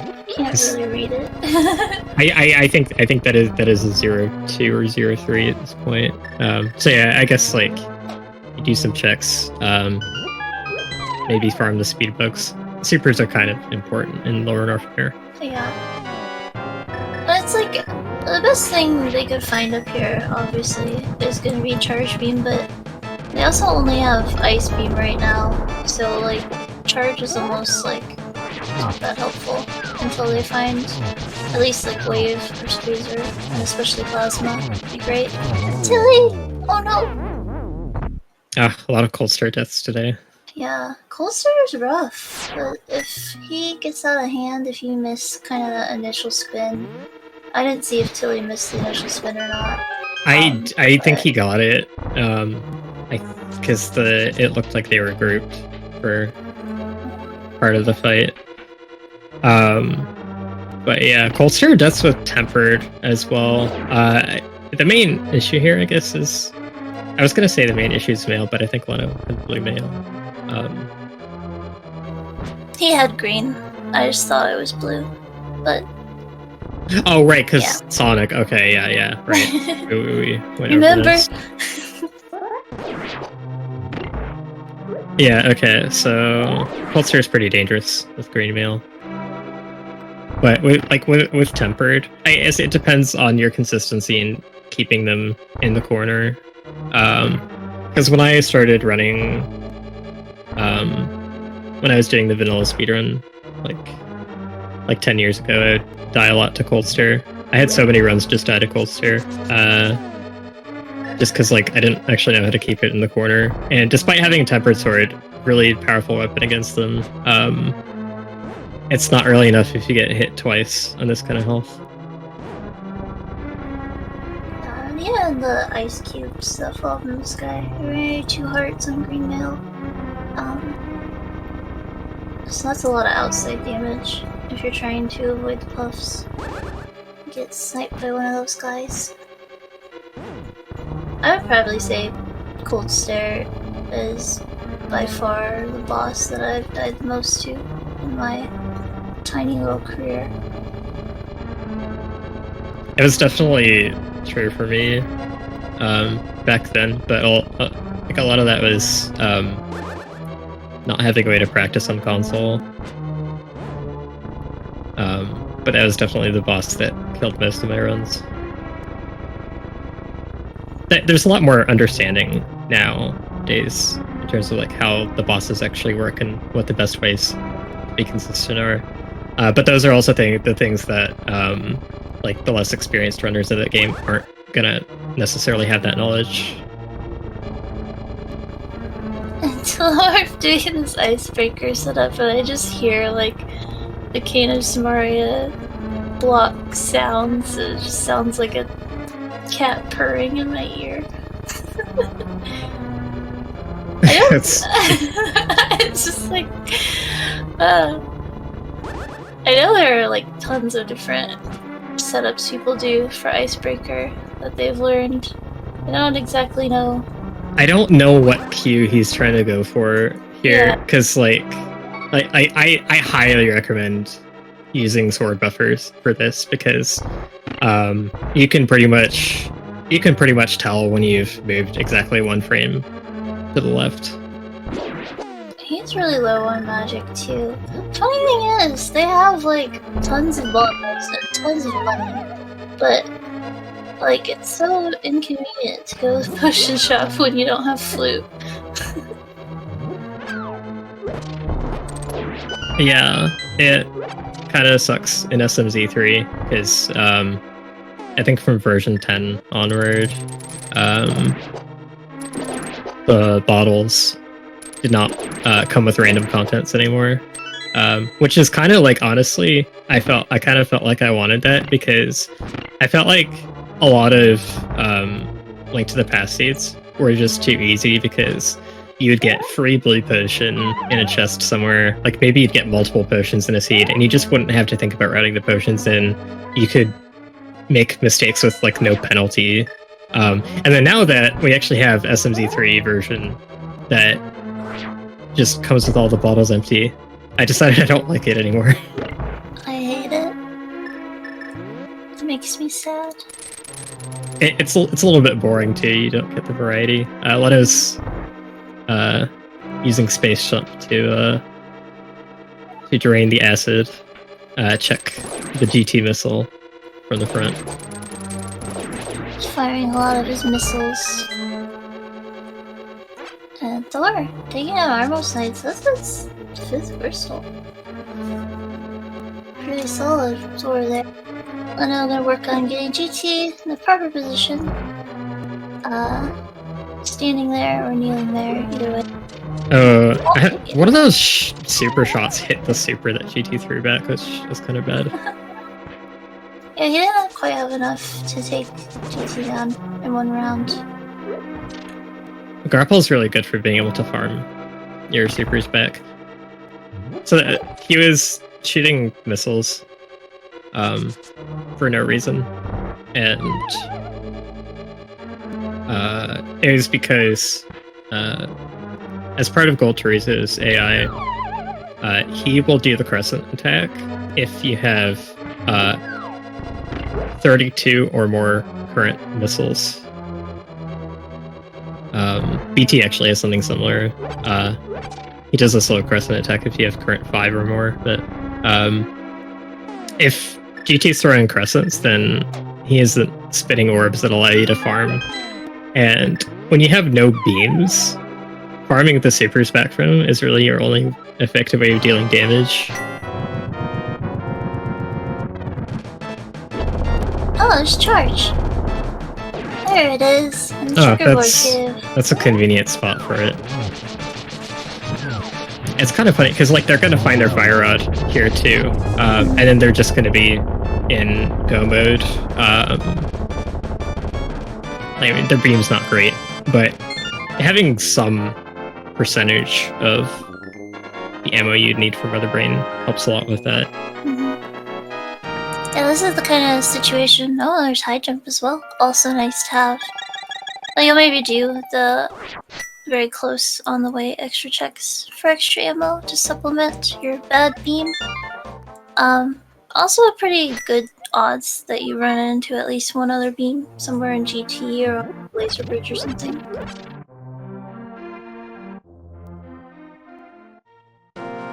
Yeah, because those can really be anywhere.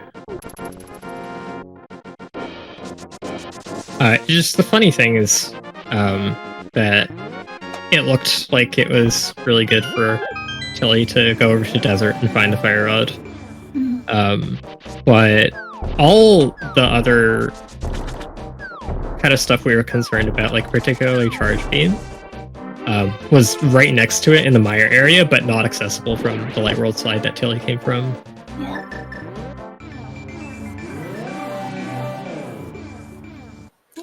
MST is first to hit actual go mode. About 137. So it's kind of funny seeing them kind of converge on the same area. Yeah, like normally you wouldn't do that so close to each other, but they needed the big key for the dungeon anyway, so.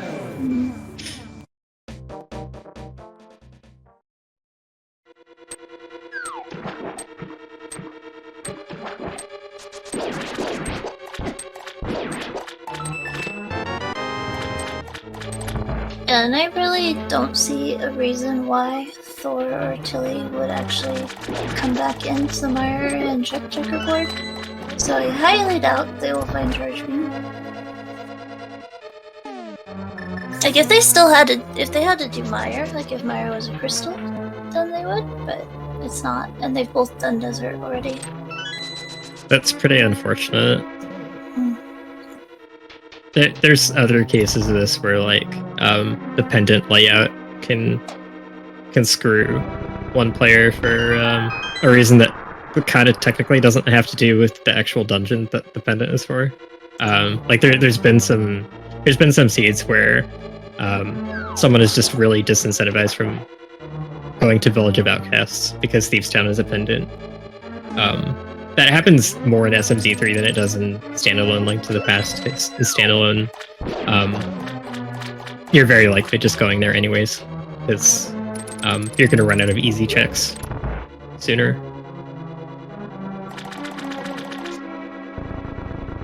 We definitely had a seed earlier in this tournament where one team just took much longer to go there because Thievestown being a pendant, and like the item they needed wasn't even in Thievestown, so that affects it a lot.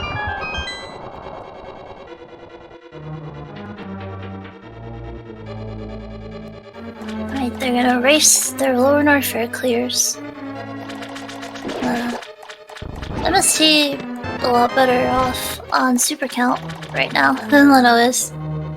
Yeah, because Leno actually fought GT. It's actually kind of rough that they're needing to converge on this. But they don't have the flute, so you don't really have the freedom to just decide you're doing lower Norfair later at this point. So Leno has to farm up.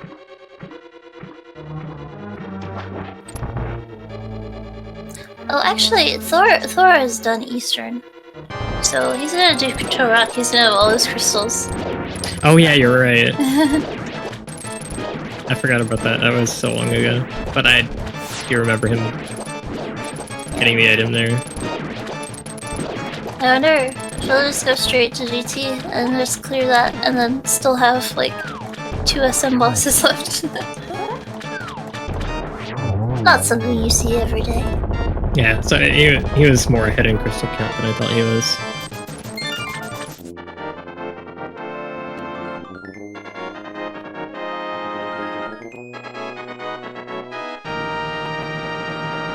I think now would be a good time for Tilly to maybe grab his blue mail and his ice rod. With a save and quit. He's got other plans though.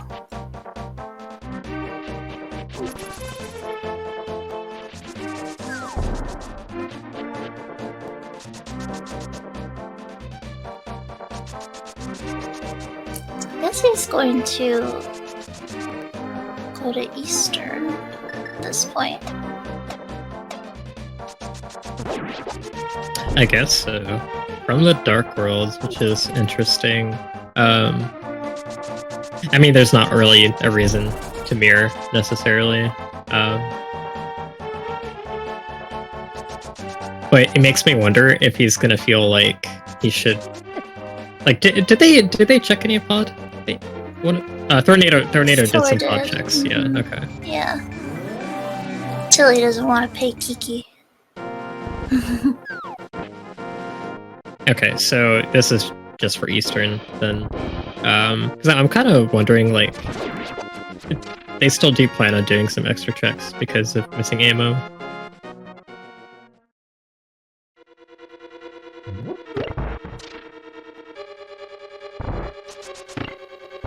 And Tilly will have to remember after Trouble Rock to stop at Buckshot Cave and get his silver arrows. So he'll have a sad wooden arrow armors fight. Oh, it's a good thing that they don't have to fight Vitreous this seed, because then you don't have to kind of like weigh having to get your silver arrows at the end, but them being super useful for a boss. Yeah, that's true. And his first take down Ridley. Nicely done. Leno's gonna use ice shields. Ice shield particles will do 90 damage each, as long as they hit him. I think 3 of them hit.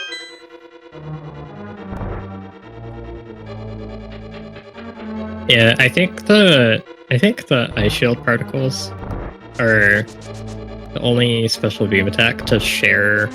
I think they literally share like the memory address for the damage of the ice charge beam. But the other SBAs have their own memory address for damage, so you can edit those separately, but this one is specifically tied to how much damage the ice beam does. Poor Shade Thor taking a death to Pokey right before the big key chest into a rock. Not too far back, though. It's nothing like taking a Trinex death and getting all the way to the beginning, so that's good.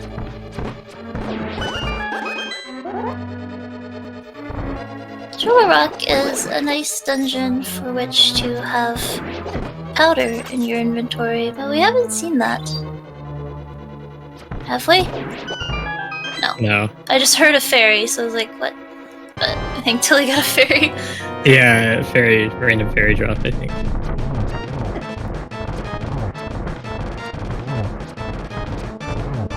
It doesn't get the setup for the Armos kill. Yeah, got hit and got kind of bumped out of his position there. But It gets rough if you like miss the setup that badly because so like the Armos Knights, they start rotating in the circle once all 6 of them are in formation, and what you're doing at the start of the fight is you're knocking the first couple ones that you're shooting out of the formation so that they're not able to get into it. Once they die, then they don't count anymore, and they start circling because the ones that are still alive are in formation. But if you have all 6 of them rotating, you don't really have space for you to be anywhere. So you just get knocked out of the way. It's hard to recover. ST actually picking up the mail upgrade wave missiles, while Tilly gets his own at King's Tomb. I think it's really smart to go ahead and pick this up. Has tempered sword, so it shouldn't be too bad, but likely going to be fighting moths soon. Well, we've seen some issues in this race already, even with wait, no, Leno didn't have blue mail. I keep thinking he had blue mail. Oh, there's plasma in Jewel Rock. That's a tease for that team because they don't have charge beam, and they're probably not going to get it. Yeah, and Leno and MST will get that plasma. That's a chest that you would check. Yeah, that's pretty bad for Order of the Elephant to see that on path.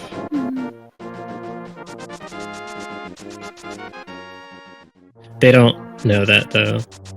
They don't know the other team is going to find charge beam.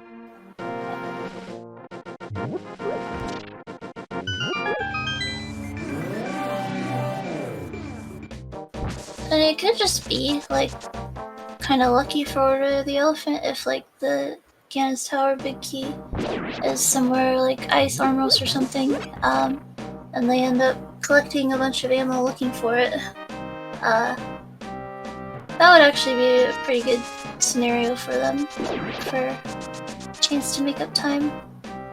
Okay, so the powder's on Laser Bridge. Tornado just found it. Oh, well that's good. Right after it was useful. I guess there's an anti-fairy in the peg base. Oh, just take the safety door, Thor. No? Yeah, he just kind of slipped off the edge. There's Bottle too. There's kind of some nuance into how the pits work. I didn't actually see if he took safety door yet or not. He didn't, and now he doesn't have any magic. I think he's thinking better of it now. For which to use powder. You can fake powder with powder. Like, it just has to be something in that slot. It doesn't matter. It doesn't actually have to be the mushroom. But I think it's like a misconception that it has to be the mushroom. So that makes sense. Yeah, I don't know if they know that or not. But also, getting the anti-fairy to cooperate here is kind of annoying. There's a lot of enemies that in this maze that are just really rude. I want to see this quarter heart Trinex fight. I mean, like, optimally in this fight, you just don't get hit. It's not that difficult to do that with this item set. It is pretty easy to make a mistake, though. Yeah. Sometimes you just come at him at the wrong angle and boop a spike or so. Gets the blue head before he shoots ice on the floor. That's See, like, good. that was really good awareness of when to dodge the center head coming out, so...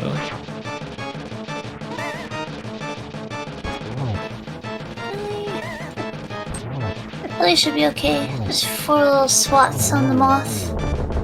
MST. It's supposed to be 4, but you know. Yeah. Moth with getting some of that damage cancelled if you hit him into a spike. And MST. Everybody getting pistols all at the same time. Look at this. Teamwork.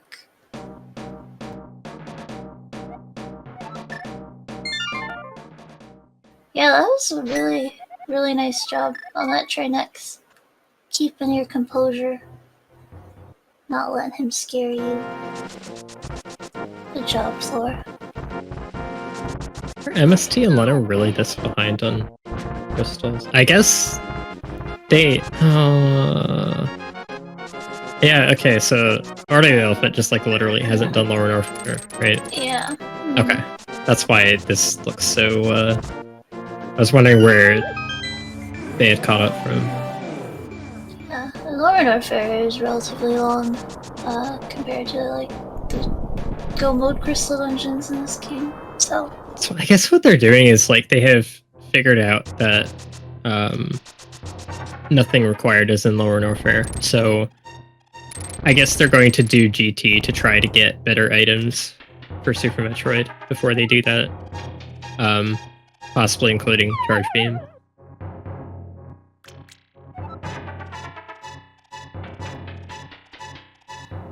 So we're already in Ganon's Tower.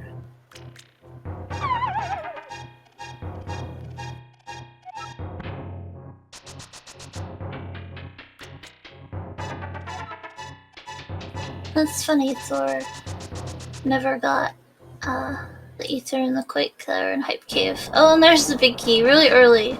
So that's not ideal for Order of the Elephant. I'll have to check out what their ammo counts are at, but I don't believe it's much more than they had recently. Oh, till I get that last chest. The last chest was a super too. Really? Yeah, that's a shame. Hopefully that one super won't haunt his life. I wonder if that's a miscommunication. Like if Tornado like told him there was like one super in there, or did it specify how many supers? So if you say it's because there was a super in another chest in that Hookshot Cave. So if you just tell your partner, hey, there's supers in Hookshot Cave, like that's still factually true, but you're not really indicating how many there are. Maybe that was the thing that was said. Yeah. Or just focusing on the silver arrows, because was the big thing at the time. Oh yeah, that might have been it too. I forgot about that. Tilly tugged paw. Thank you, Tilly. Did he actually? Yeah. I couldn't comprehend what I was seeing for a second. But you did. Yeah. Well, people are learning how to win this game now. Yep. You tug the turtle paw, you win. Scientifically proven. Yeah. At least one person who has done it has won the thing that they did it during. I lost the last 2 matches in the main Link to the Past tournament where I didn't tuck the paw. That is accurate. Bet you feel silly. Now the big key in Turtle Rock was vanilla, so... Tilly's experience with the roller room here is why I like to mirror out of it. It's only a few seconds slower. And the strat he did to exit wasn't really fast, so yeah, took a lot of damage from the roller. Yeah. Better to just go ahead and take the death here than later. He was trying to live that quarter heart life that Tornado was living at the end. But if you don't do the optimal strat exiting roller room, then you're probably not saving any time at all over mirroring. A lot of it too is like he does have the blue cane that he could have used to get through. Like, a lot of it Oh, is he kind of pokes knowing. the pokey with the first spin. Oh, you're supposed to do it. Call it pokey.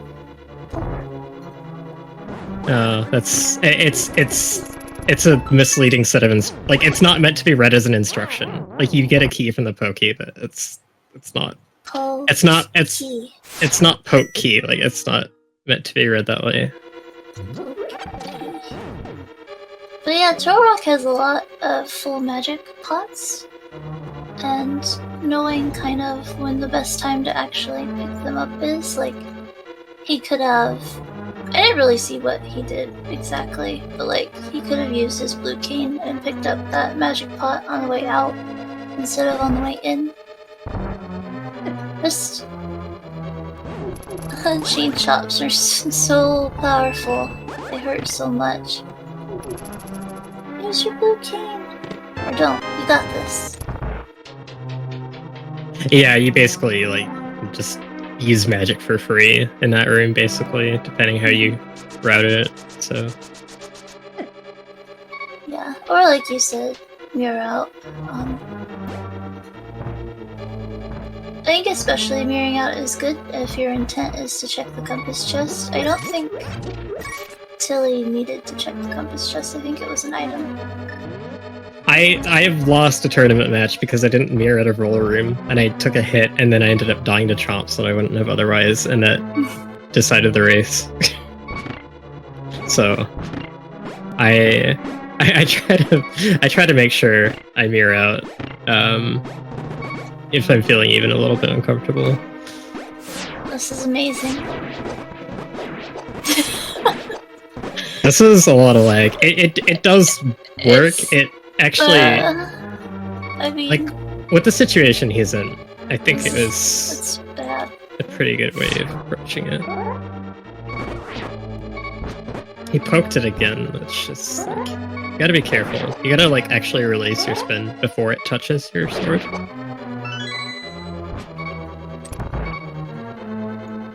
Honestly, in that room, no matter what sword I have, I just fire out the pokey just because it's easier. Get Also, a direct hit. Oh, see, he could have gone back through the bottom too. There's full magic. At the yeah, end of it. it locks you out if you do that. But yeah, but he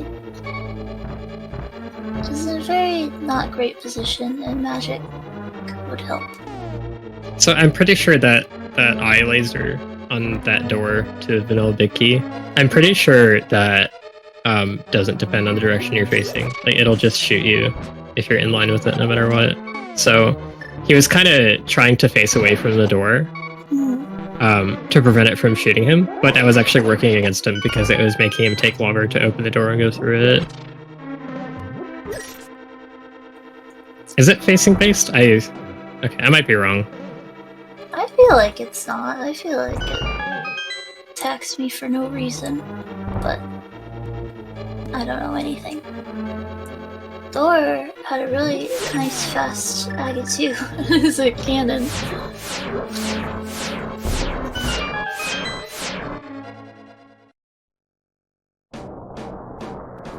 Don't look the laser eye in the eye.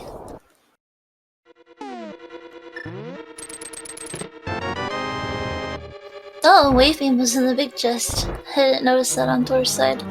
So yeah, Leno and MST are going to have full beam combo because you're gonna, even if you're go moding Turtle Rock, if the big key is vanilla, you're gonna come outside and check the big chest and all of that.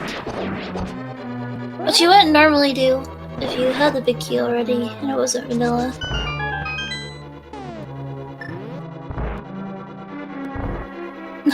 Thor, living life on the edge, as usual. Leonard, forget it. It isn't too bad to avoid getting hit from this phase. Okay, should be okay now.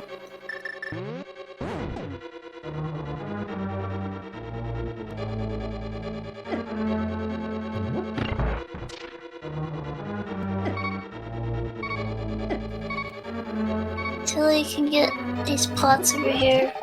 Hopefully he just goes straight to take the safety door.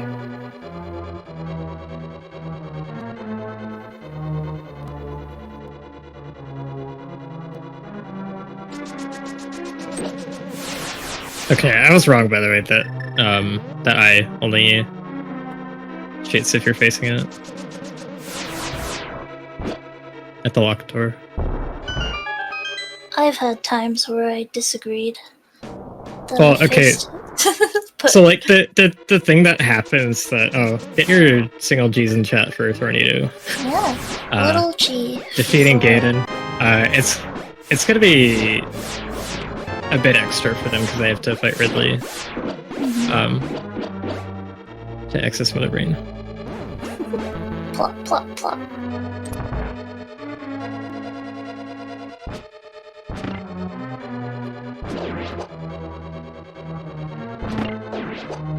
I think the difficulty that comes from that Turtle Rock door to the Vanilla Vicky is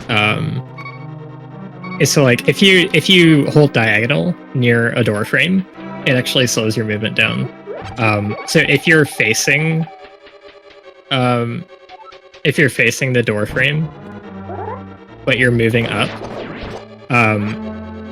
you have to be facing to the right for that, so that means you're moving diagonally. And if you're moving diagonally against the door frame, it slows you down. It slows you down more as you approach the center of it. And that's why a lot of people get shot by the laser as they're opening the door. Because it's literally taking longer to move into lining up with it if you're diagonaling. So you want to cardinally snap into it to prevent that from happening. Again, it's hard for me to see, but I think we're only has 35 supers, which is very not great. If it's not 35, it's 25, which is worse. It's even worse. Yeah, I wasn't sure how bad that their situation was going to be. I thought maybe that I thought maybe Leno's ammo is like more disparate on their team than it was for Order of the Elephant. Tilly ran out of magic there. So just taking the death to start over and get the full pot and try again.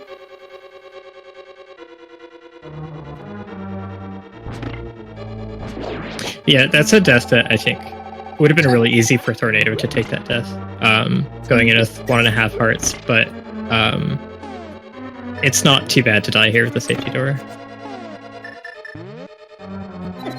Tilly trying to powder for the fairy refill.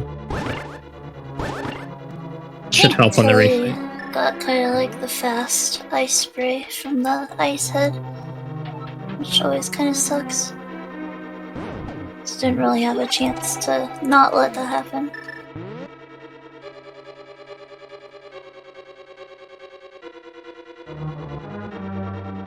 Oh, okay. Tornado is just going into the other room to charge. That's work.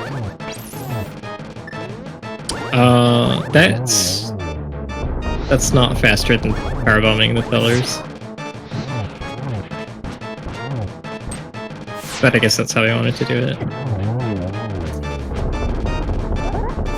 And he's trying to conserve his power bombs because he's only got 7 supers. So Tornado's gonna have a bit of a farm.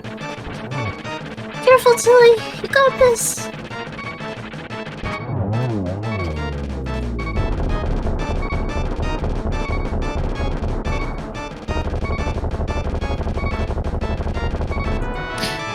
Tornado's trying to skip this old pirate and not it's kill it. Really hard to do. They don't have high jump. This is really hard to sneak by this pirate without high jump. It's possible, but you have to be really smart about baiting it. Yeah. Oh, that sucks that like he actually got the jump that would have gotten him over it unscathed, and he accidentally wall jump morphed. Ugh.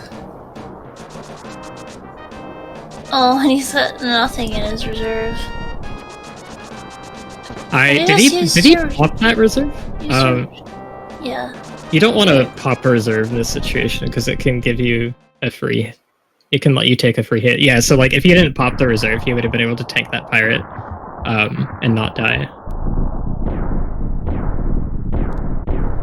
Yeah, the option of using his regular missiles there. I think it's about 9 or 10 that'll kill him. Also the power bombs. Should be a little slow just for the one pirate. I think using 3 power bombs on the 3 pirates would have been a good idea. Yeah, he had the power bombs to spare. Especially since he saved them doing the Shine Spark. The Shine Spark cost him health, which is another one of the issues I had with it. One benefit of dying there, though, is he gets his refill at the ship and can go back in totally full and won't have to farm nearly as much once he gets to Ridley. Ammo is still going to be a problem for them in terms of finishing the game. And yeah, so this, the early big key that he found in Gannis Tower is really bad for them, especially since like, Tornado is already the one who is in GT doing it. So at this point, he doesn't even have the option to be the one continuing GT checks. Tilly has more ammo than Tornado, but I guess is maybe looking for a charge so that... Okay, he's just gonna do the one extra check on the left side. It's a cape. Oh, yeah, maybe he wanted the cape. I would want the cape. I would sneak over there. Did we see the cape on Tornado's side? I didn't. Oh, okay. I didn't realize they knew that was there. Okay. I don't think he went much further than that. Maybe he was kind of debating whether or not he wanted to continue on in GT. I think it might have been a good idea in retrospect, because he's a bit ahead of Telemorph. Telemorph has the Phantom Kill. I still think Thor has done Kraid. Not 100% sure, but Phantom Kill is pretty fast, so.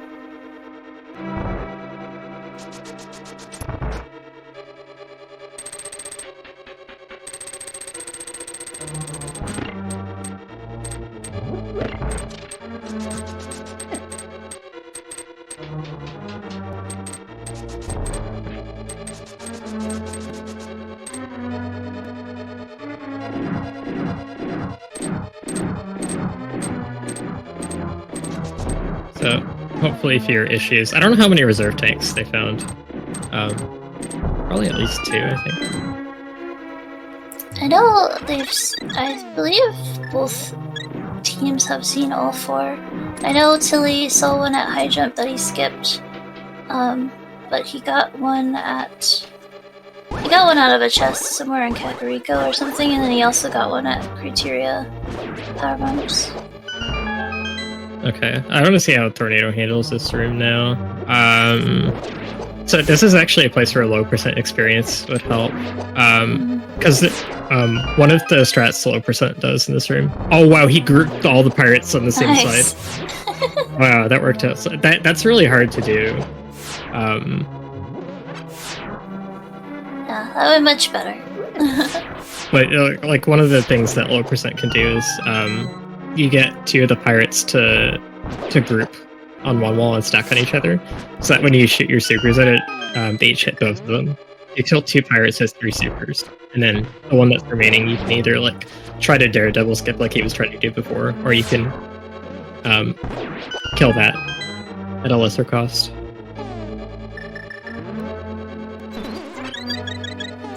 The thing about Phantoon being your last boss to kill in SM is that he's right next to Turian, basically. Like, MST and Blood are in the exact same spot. Oh, why does it go down? It up? Oh my god, that's really funny. What is this? I sort of like what I was doing to like continue on and like hope that Stallfitz is nothing. You're cracking me up. He's missing the cape though. He didn't get the cape. He almost made it there. Almost. But then he would have spent a key, which actually is fine in this case. Oh well, it's weird though, because like if Leno, so let's say that Stolfos room didn't have the big key, but it had a couple of small keys, and then Leno opens the map chest door, gets the cape, and then like not having found the big key, he continues on this way. Might run out of keys if you just skip Stolfos room like that. Yeah, that's true. Because you would have to use another key before Rando room. A lot of key doors in Gan's Tower, and a lot of them you don't really notice because there's a lot of pot keys as well. But you want at least one before you go up the climb, and then you're guaranteed to get another one off the mini Helmosaur at the top.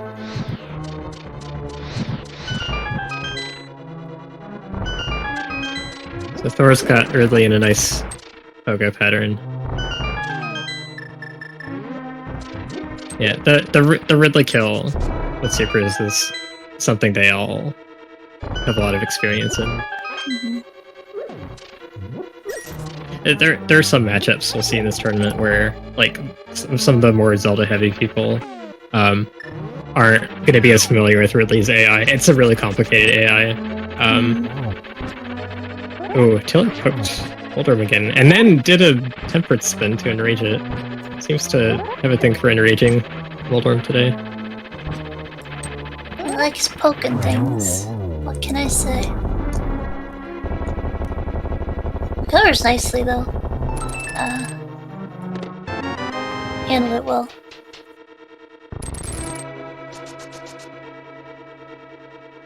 Oh, nice damage for Storm's Tornado. Gets iframes to go through the Holtzes in this room. It's nice to see when like vanilla speedrunners kind of have all their items that they would normally have, get to pull off their strats. Don't have high jump though.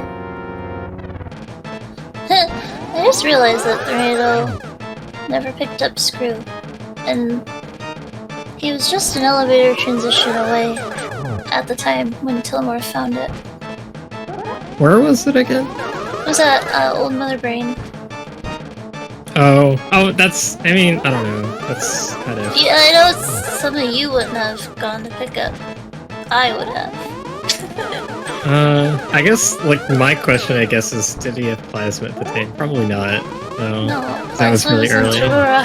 Yeah, okay. So, I mean, having Plasma here, waiting on finishing Link to the Past before doing any of Lore and Orpher at all, it pays out, and being able to have Plasma for this, because he can hitbox the enemies, run through them, and shoot them without taking damage yourself.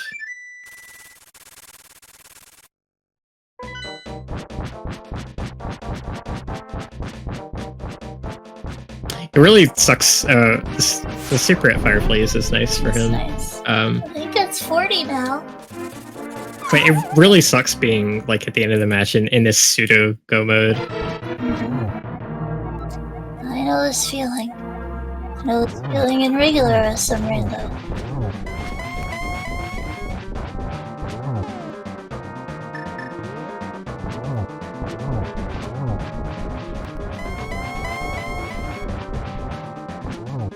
I like watching Leno and MST race to Ganon. Leno a bit ahead. Oh no! That Walter was really aggressive. He didn't have many good options there. He could have fired the hook shot to avoid getting bounced around, but that's a hard thing to like decide that you want to waste time firing the hook shot with that little information. I think Tillamore fell victim to the fact that when you switch to the cape, you're not able to turn the cape on immediately. It like takes a second before it allows you to invis up. It's like a second and a half. I don't know the frame count. Yeah. I'd like to just go ahead and have it equipped already. Shoutouts to A Link to the Past stereo audio. My right ear is really enjoying this gain and fight. I want the cat purring back. I think Tilly will do that for us. Got double Ganon on screen. Leno with the gold sword should have a little bit of a nicer time.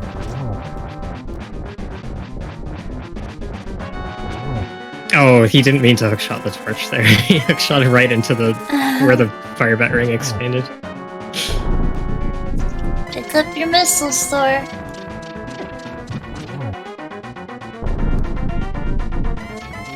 Got this, Tilly. Almost home free. Yeah, I think the Tornado accidentally buffered a crumble jump off of that. He didn't want to do that, but it was kind of cool. So I think the time that he repressed jump and like turn around buffered a backward spin jump off of it. Tilly nicely gets the torch glitch with the fire rod. Yeah, it was a bit late on firing the silver, I think.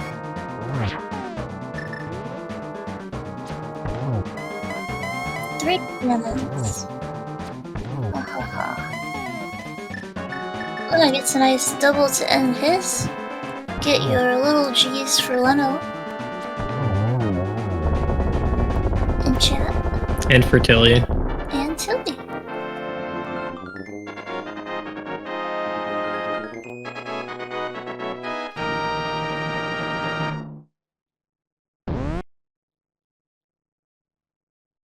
Wow.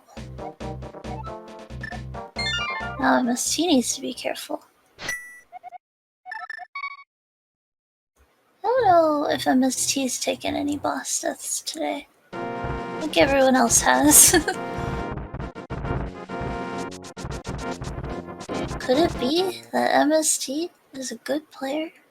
Yes. He's good. He decided to be today, at least.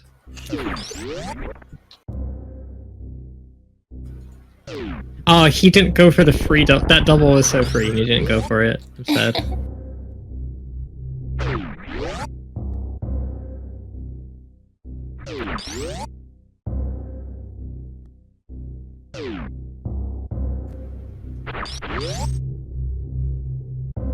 I think like some people might not understand how the gain and doubles work.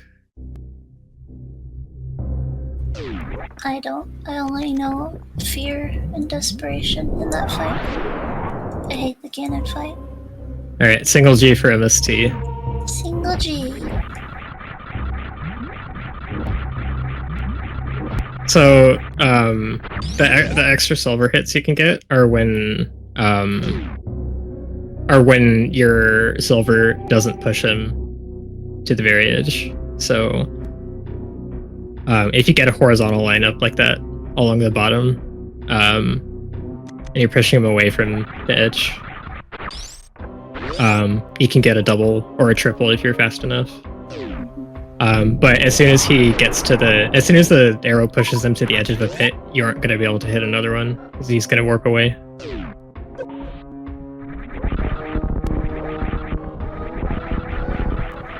Tornado not having the best luck on his ammo hunt. Has found a couple of missile packs. Leno can actually microwave Phantoon. What he thinks about it. Oh, that's funny. Yeah, he does. I feel like you don't see that a lot in SMZ3. Like, Phantoon's usually done pretty early. Maybe he's not. It's like a situation in co-op where it's like, you didn't pick up X-Ray because it's X-Ray. Yeah, that's true. Like you do see it a little bit more in co-op, even with the X-Ray thing. But the issue of maybe not picking up X-Ray. But yeah, I think in solo SMZ3, like it's really really hard to leave wreck ship for go mode.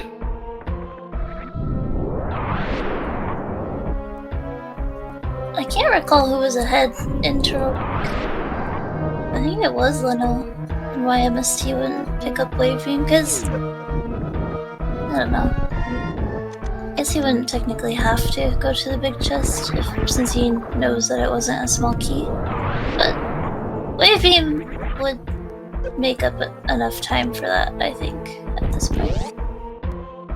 Yeah, it makes sense if it was just for checking for small key layout, because there's a really small chance that if you go Motor Rock and you steal the Pokey key,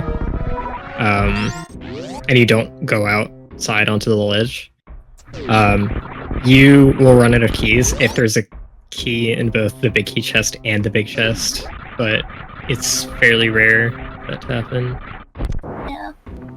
In this case, we had the vanilla big key, so if there was a small key in the big chest. Nice Bob spread MST. He knows he's ahead, so he knows he can lag the game without Misty any like slag. penalty. I don't think he did the lag version of Baby Skip. Oh look, Thor didn't do Kraid. I guess there was no real reason for him to. Yeah. Kraid is one of those, like, if there's no major item behind her, it's kind of like sort of a floater in co-op. Like, optimally, you at least combine it with Meridia, so you don't have to take the extra elevator trip. But, Yeah. and I do really like Kraid as just something that the person who's behind can just, like, leave on the table to do at some point to catch up. So I think from that stance, I don't see Kraid left for very last too often, even in co-op. Yeah.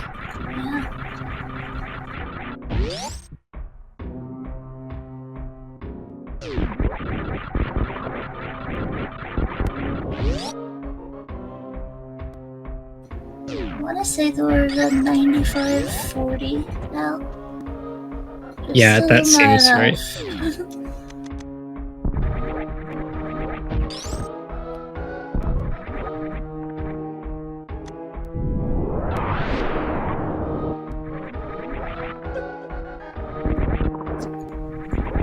Yeah, MST has been playing pretty well. Should be okay here. 5 tanks. Just a... Oh, there's the ketchup. Yeah, he'll be fine. If we want MST to struggle, we gotta send Moldorm out. The real final boss.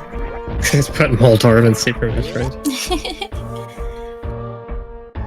I'll show him. Sounds MST, like I wouldn't do that. sounds like a Metaquarius hack idea.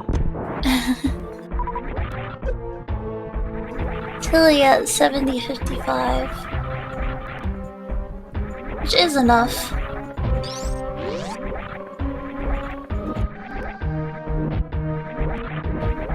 And the equivalent combination of 40 missiles and 60 supers.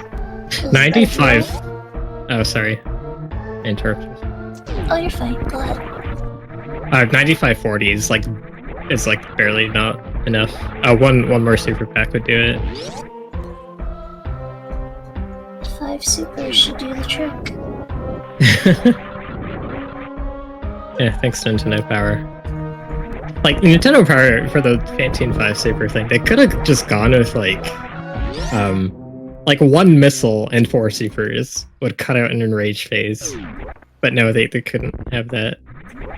They probably thought it was like really cool, the enrage phase. You gotta do that last super when it puts them at 100 HP. That's what Nintendo Power wants you to do. It's just be incredibly wasteful. It's funny too, because at that point in the game, you're like only capable of getting 2 supers, right? I don't even remember what the second one would be. I want to say it's 1. I don't know. Yeah, I don't know about the actual Nintendo Power Pursuit route. Like, yeah. I mean, you. Oh no, wait, no, because you can. You'd have Spore Spawn, and you'd have the ability to get early supers.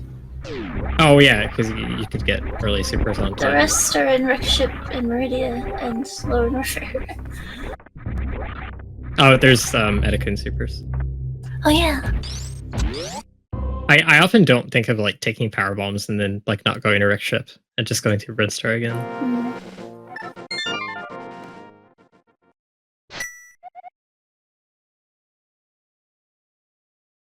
MST in the Super Metroid Escape with numbers on his screen, which I'm sure is making him happy because those numbers are lagging in the game.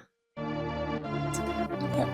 If you decide to finish Super Metroid first, you can go through the escape with no numbers, no lag. It's pretty nice. The only bad thing is the climb room. If you're one of the people who continuously shoots their beam as they run through a speed booster, you could end up opening the door on the other side and running into it and looking silly. That won't happen here.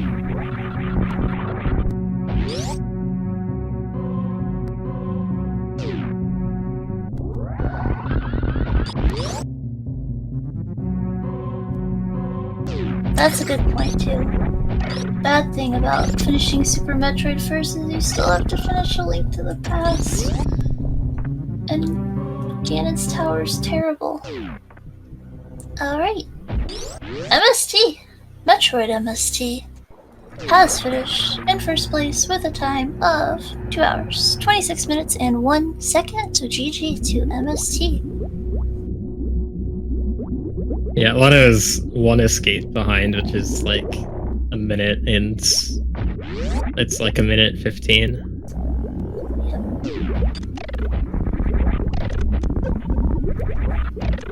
So finishing pretty close together, which is generally a good thing in co-op if you time your finishes to be close together. Because we go by the last person's time on the team to finish. Yeah, I feel for Thor here. Like,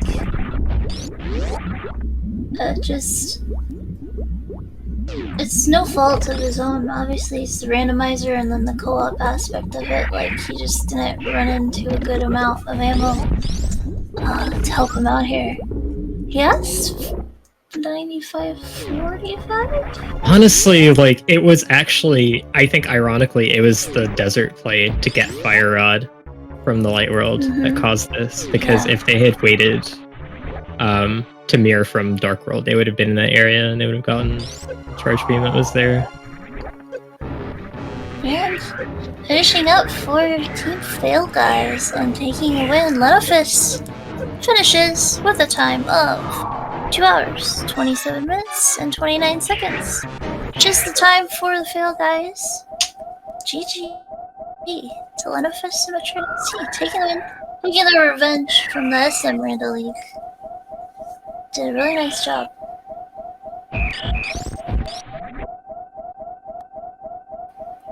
Tilly not far behind. It looks like Thor has managed to gather enough ammo. You should refill at the ship though, thank you. Okay. He's got this. He knows. So Hossein has 7 or 8 minutes in Turian, and Order of the Elephant will be done right behind him.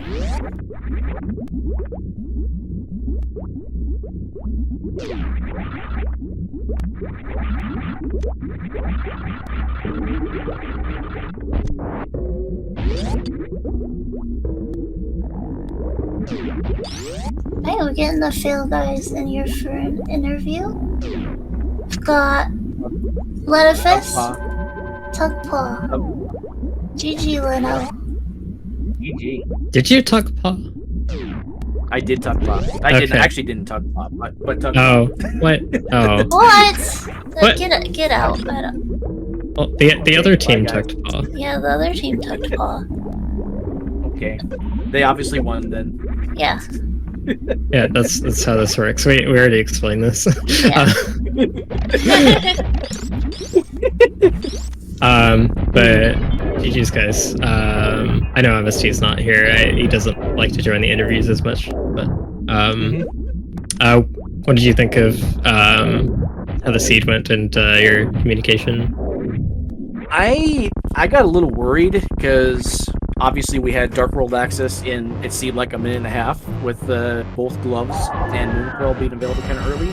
So the hammer potentially being in Thieves Town, potentially being in Skullwood, you know, big game, brewery, stuff like that. That kind of worried me a little bit. And then Smith Chain bailed us out. Thanks, guys. So I decided to follow that up with some hammer checks. So I followed that in pod. Thanks for nothing, Green Pod. That gave us nothing. That gave us a little dice because we got 2 of our coins. That was all right. The ones you didn't need. Yeah, exactly the ones So we not didn't. hype at all. Yeah. Our routing I felt like was really, really good. I had a pretty big flub dying to Cold Stare. You know, it turns out Cold Stare still hurts when you don't have a mail upgrade. You don't have change. It's okay, Leno, you weren't the only one. So Oh no! you're good company. Oh no! It's kind of funny because, like we were saying, we were thinking you had blue mail because the other team had found blue mail and your Sonic was blue, and some wires got crossed. So, Oh but, no! yeah. So you had green mail for Cold Stare, but I thought you had blue for some Yep. reason. It would have been. I mean, it would have been nice if we would if I would just done more roll checks before Ice Palace. But once that Samaria appeared from Dragons, like, okay, we decided I'm just gonna charge Ice Palace. To heck with it. He was gonna do Swamp Palace. Turns out both dungeons had nothing. Finding Ice Rod at Bonkrox was go -1. That was really great for us.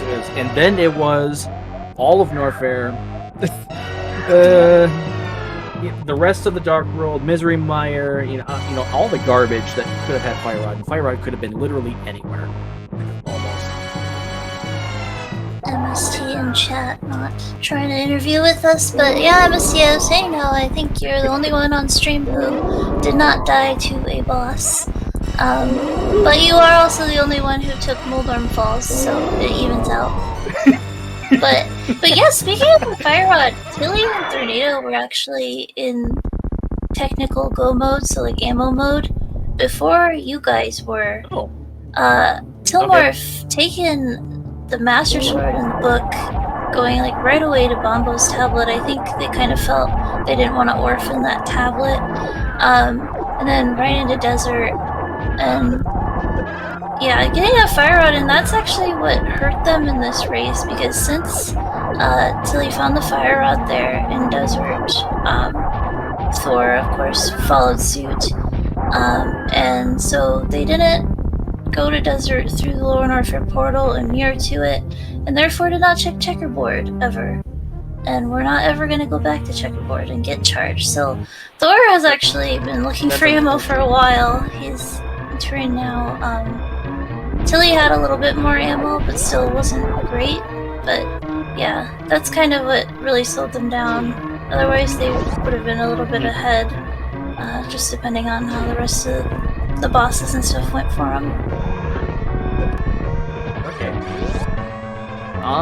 I guess my routing for bosses ended up being really good, at least for me, because Swamp Palace was a go mode, Skullwood was a go mode, Harapot, you can do Tower of Hera in like 32 seconds.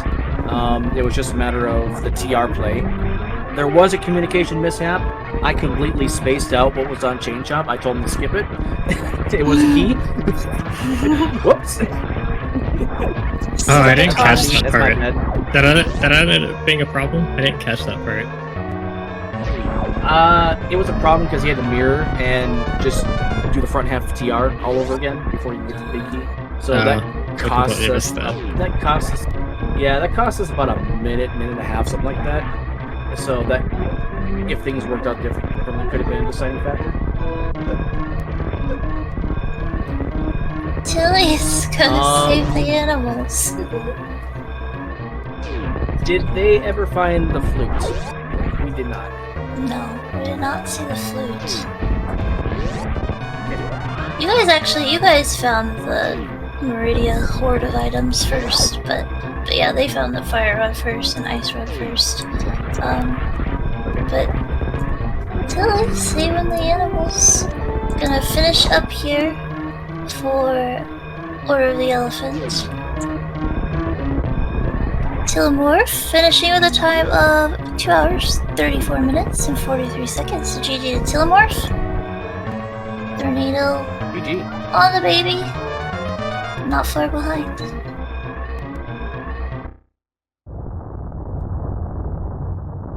Yeah, it's really entertaining seeing you and MST. Like, you're kind of converging on desert anyway, sort of, and then I think once MST located the fire rod, it was like you guys were racing for every crystal, and it was really kind of funny. Mm. Well, if they got to the fire rod early, they obviously got to the Pegasus boots a lot earlier than we did. Because our boots, I feel, were kind of late-ish for this seed. You guys, MST found the boots first. He just didn't use them first. Okay. Once Tilly found the boots, he kind of... One of them went straight for the boots checks, like the bonk rocks and stuff. I guess because I knew Desert was boots locked, that I didn't really make it a priority to go back there to see what was there. Because I found one item on the right side, I forget what it was like a heart or a missile or something like that. It wasn't anything significant. So I figured going back to Desert for one item wasn't really a great play.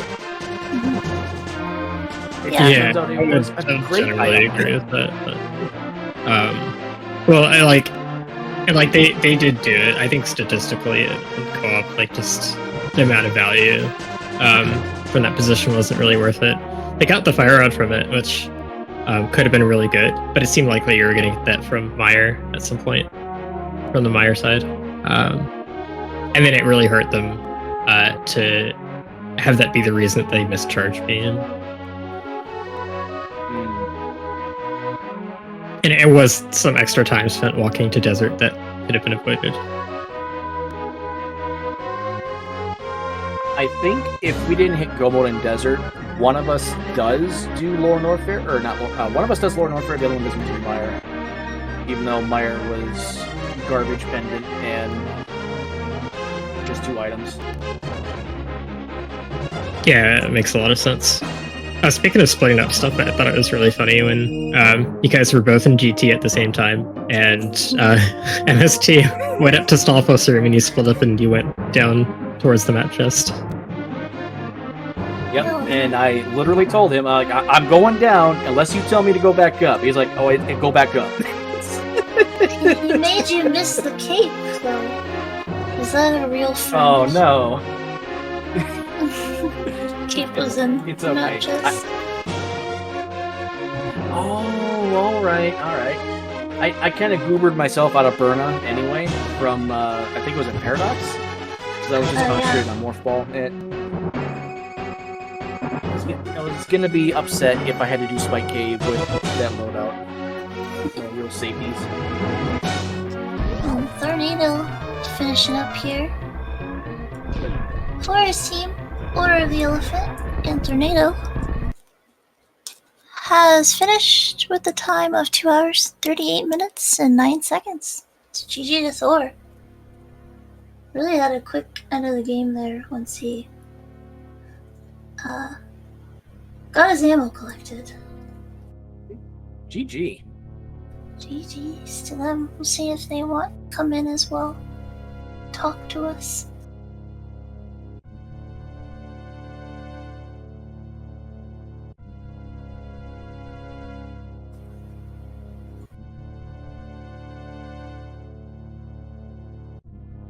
Welcome in Tillamorph and Thor. GG to both of you. Nicely done. GG. How's that sweet taste of revenge right now? No, I'm kidding. There's actually a little bit of backstory here. They crushed us 2-0 in week 1 of SM Rando League earlier in the year, and that feels bad for us. But Oh, it was week 1, so it was multi-world. It wasn't Rando. Okay. Yep. I forgot about. Yeah, okay. I forgot which week it was, but yeah. Link to the Past really throws a wrench in things. What did you guys think about the seed and how you cooperated with each other? It's pretty interesting. It was kind of funny. Like, it seemed like at the beginning, I found everything wherever I went, and Thor had to just follow in my footsteps. I think I found like 4 of the items until he found everything else. I was having some issues early game with blind and stuff, but It was surprisingly very restricted seed for the first half hour for an SMZ3. So you didn't have a lot of options for places to go. You know, usually you just get more fall and you can go a ton of places, but yeah, I mean, really, it was the ammo that kind of killed us there. So yeah. Did you get not finding charge? Did you get a chance to find out where that was? Yeah, I heard you guys kind of mentioning it. Yeah, so it was just kind of like. Oh, sorry. Where did charge happen to be? I did not hear. I was at Checkerboard Cave. So actually, kind of the play to go walk to desert, finish it with the boots, get the fire rod from there. Kind of kept you away from checking out that area, mirroring from Lauren Orfair Meyer area, which like there's kind of not really a reason to do that after that point because it was a pendant. Yeah. So if you hadn't found the fire rod early, then you probably would have found charge.